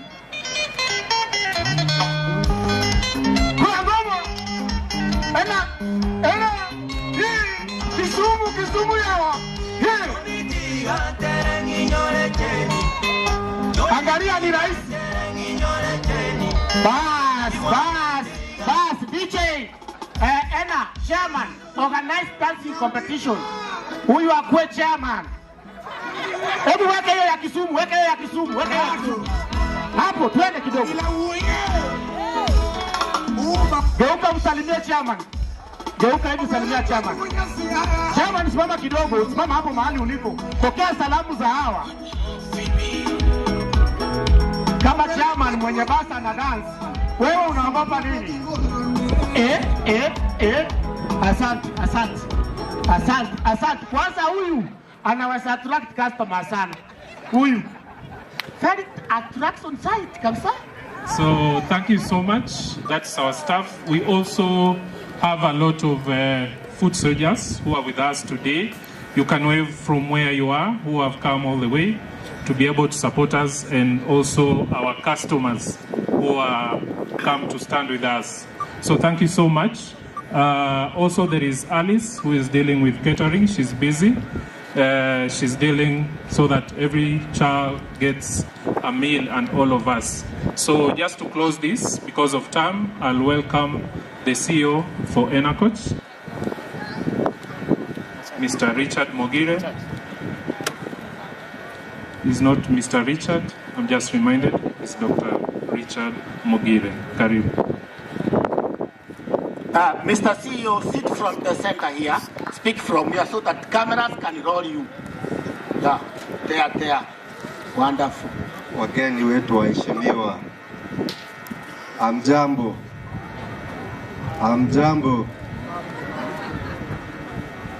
Thank you very much, Nyamira community, for welcoming us to Nyamira. Thank you very much all our sponsors and partners for making this thing a successful one. When I look at these children and they are smiling, they are dancing, they are breaking from the bottom of their homes and maybe the institutions that they came from, it makes me feel so happy.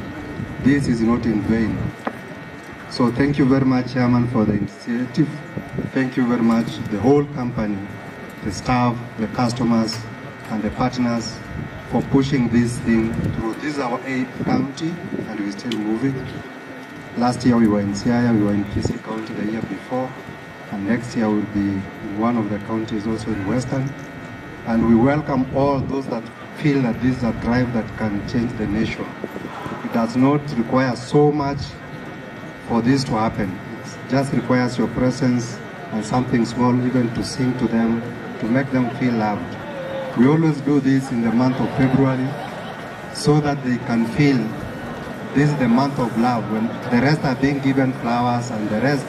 So we also bring this event to them so that they can also be happy. Nyamira boys, hello. Nyamira boys, hello. Simuliambiwa nawapatia check. Sasa mkipiga kelele nitawapatia kweli. Emba na mamba atakuja. I wish to appreciate you guys. Sometimes you've gone to institutions where they are not disciplined as you are. The discipline you've given us since we started organizing this is on a good level, and we wish that you people come out of this to be who we are and even some great men of this nation. If only you continue being disciplined the way you are. We wish you the very best. Those who are the candidates of this year, we know that you're going to be successful, and successful does not mean that you get an A. successful means that you get the basic skills that can put you out there and do 1, 2, 3. It's not a must that you get a white collar job. It's only that you are empowered with skills and knowledge so that you can do something. We are not here because we have a white collar job. We are doing what many people feel belongs to those who failed in class, matatu. But you can see that we are making so many people happy from the work that we do. If only you take it positive and you give it back to the society in a good way. The great thing is to serve the nation and serve humanity. Nawashukuru sana. I cannot say thank you enough, but thank you everyone who has come here. I know you've left so many things for you to be here, from the national government, the county government, and everyone else, all our staff who have been here the whole week to make this thing a success. Nawashukuru sana na mbarikiwe. Asanteni.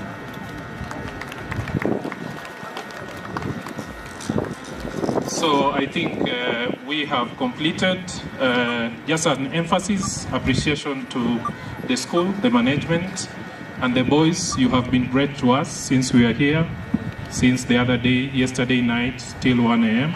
The discipline that you've showed us and the support, it is commendable. So clap for yourselves. Before I return this mic to the MC, our children have started feeding, and with due respect, I would like to invite our guests so that at least we can be able to serve our chief guests here. As I return mic to the MC, Alice is here. She will direct you on the next move so that at least we can have 1 or 2 encouragement to our children. Thank you so much. As I sign off, I'm Jarvis Sanders. But God, DJ, just a minute. Bana. You guys, you can note. Unaona mtu tu anakupanga kwa basi. Unafikiria hajasoma. Kisungu like kina flow. My name is Jarvis. As I break out. Wow. Pigeni makofi, you are able. Bro, alafu naongea kazi hiyo kabisa. As for the next moves, you know, my name is Sean. Mimi warambi zukuru ntaweza kweli. Hello boys. Are you ready Oza? Are you ready so that we can do some entertainment kidogo?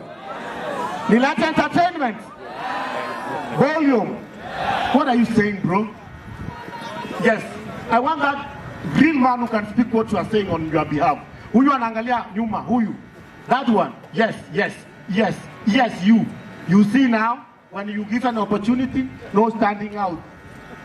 Who can say on your behalf? What do you want? Volume. Before that, I want to call Kisi Dance Academy. Mutingike kidogo as Mobia comes in. Ongeza volume, DJ wanasema. Kisi Dance Academy, are you ready for them? By the way, hakuna shule Bobi ya kudansi hivi naweza pea chance kidogo. Iko. Nimeona wakifanya hivi. Hiyo ni gani? Basi wapeleke pale kwa DJ pia wabanje na DJ. Tukisonga. Our guests wakienda kuserve. We are live. Egesa FM wako hapa led by their team himself. Chico Bagura. Mano Minto, most welcome. And Getena at the right time tawapea nafasi waweze kuongea. Kisi Dance Academy, step up, step up.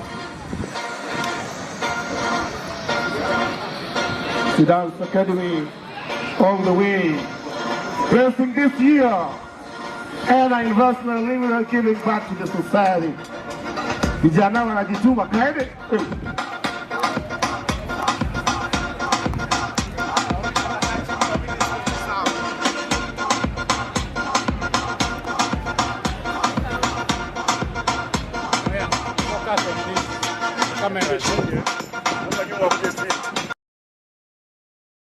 Songa nyuma kidogo. Basi hapo tu hapo sawa. Oya. No.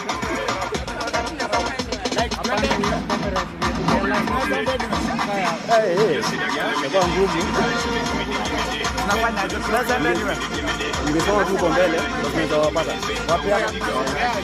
Maintain hapa hivi.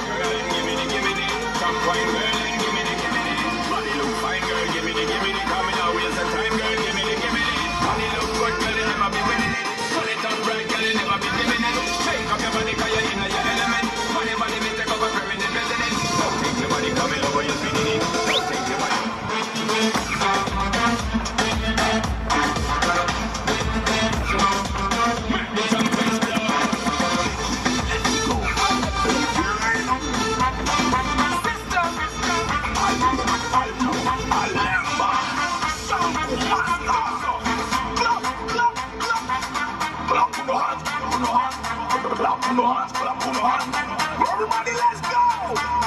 Everybody go down. Go down. Watch out!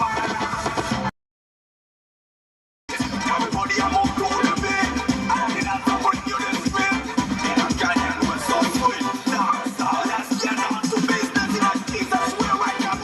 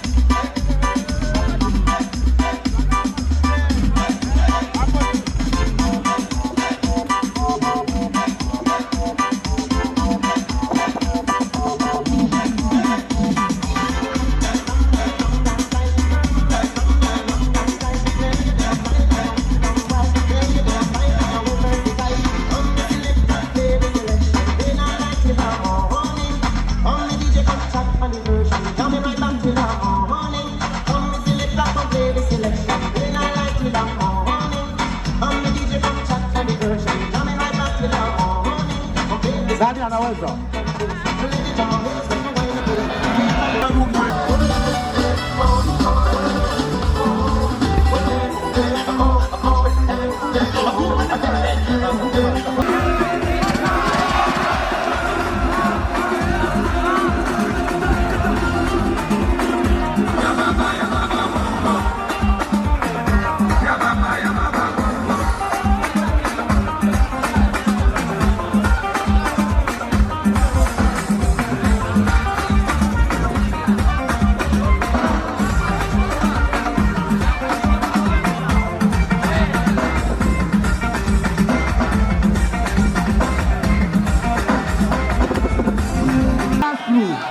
Modern dance crew.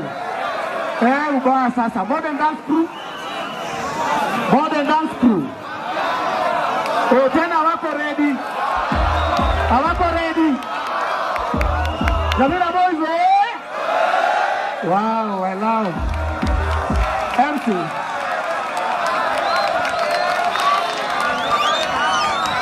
Wait. Awesome. Wagotea pia, gotea maboys. Gotea maboys. Yes, haya, kujeni hapa.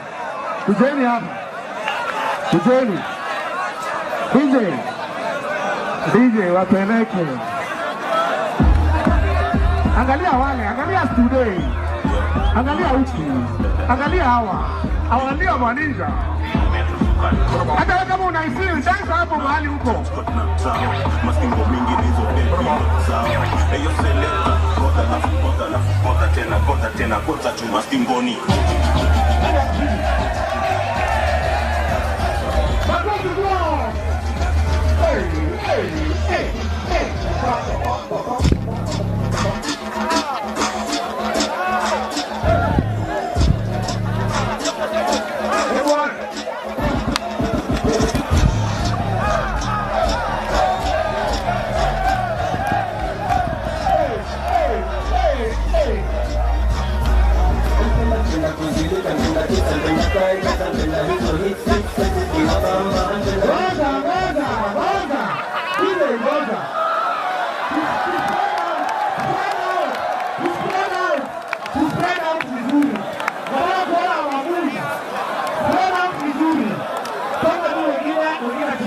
out. First cameras. Get ready. Busy. Get to the one. First cameras. First cameras. First cameras.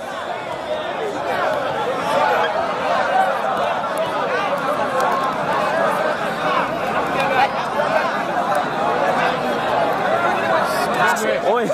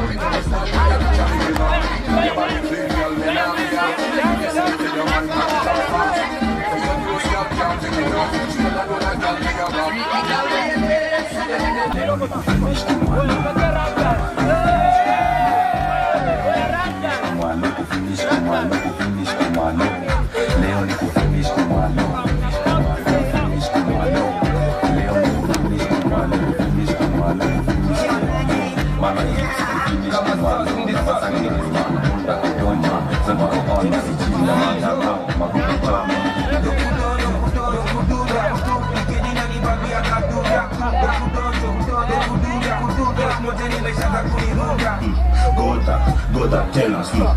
Gota, tell us, look. Gota, tell us, strictly not pull up, no, I got tell us. Gota, tell us, petit trainer, where's up a beginning on a penny nectar. Nini tunacheza, komishindo na mboka, wese matwekea lexa. What lege, twende, mshankono, lele, catch ni, lele na konga fina, sele, anota ina, yondo, kawe, fina, roi, mfuza kizoa,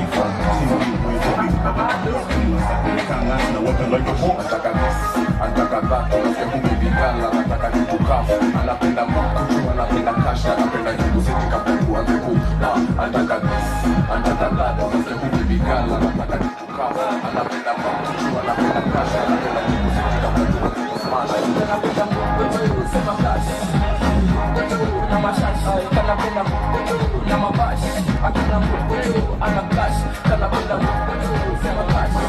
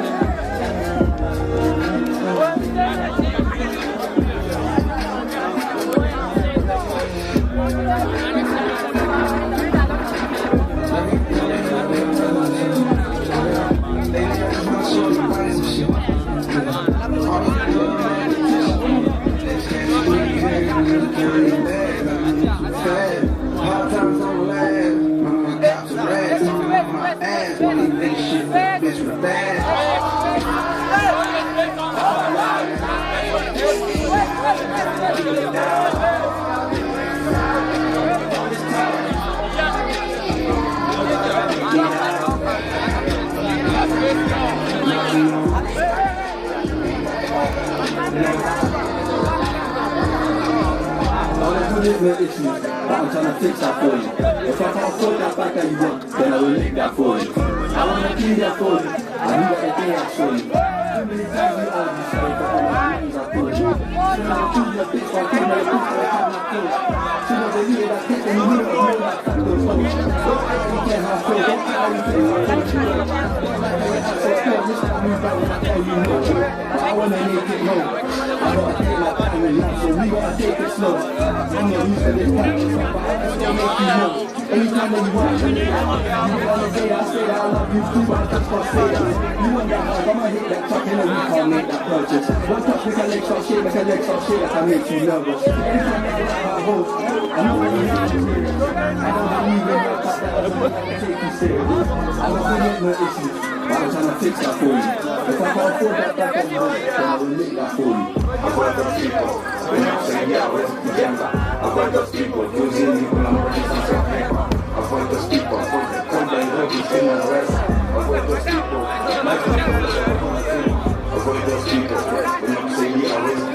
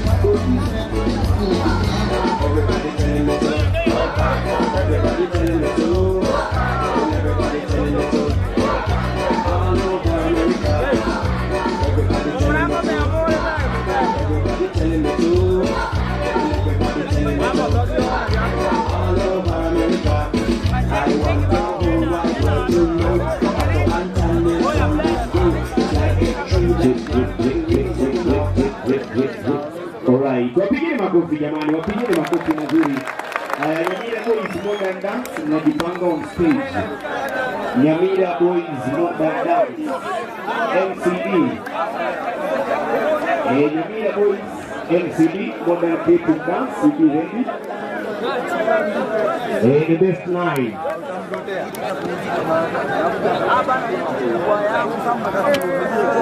Yeah, thank you very much. So right about now on stage, introducing the MCD Modern Creative Dance Nyamira Boys High School, ready to give us a very nice modern creative dance.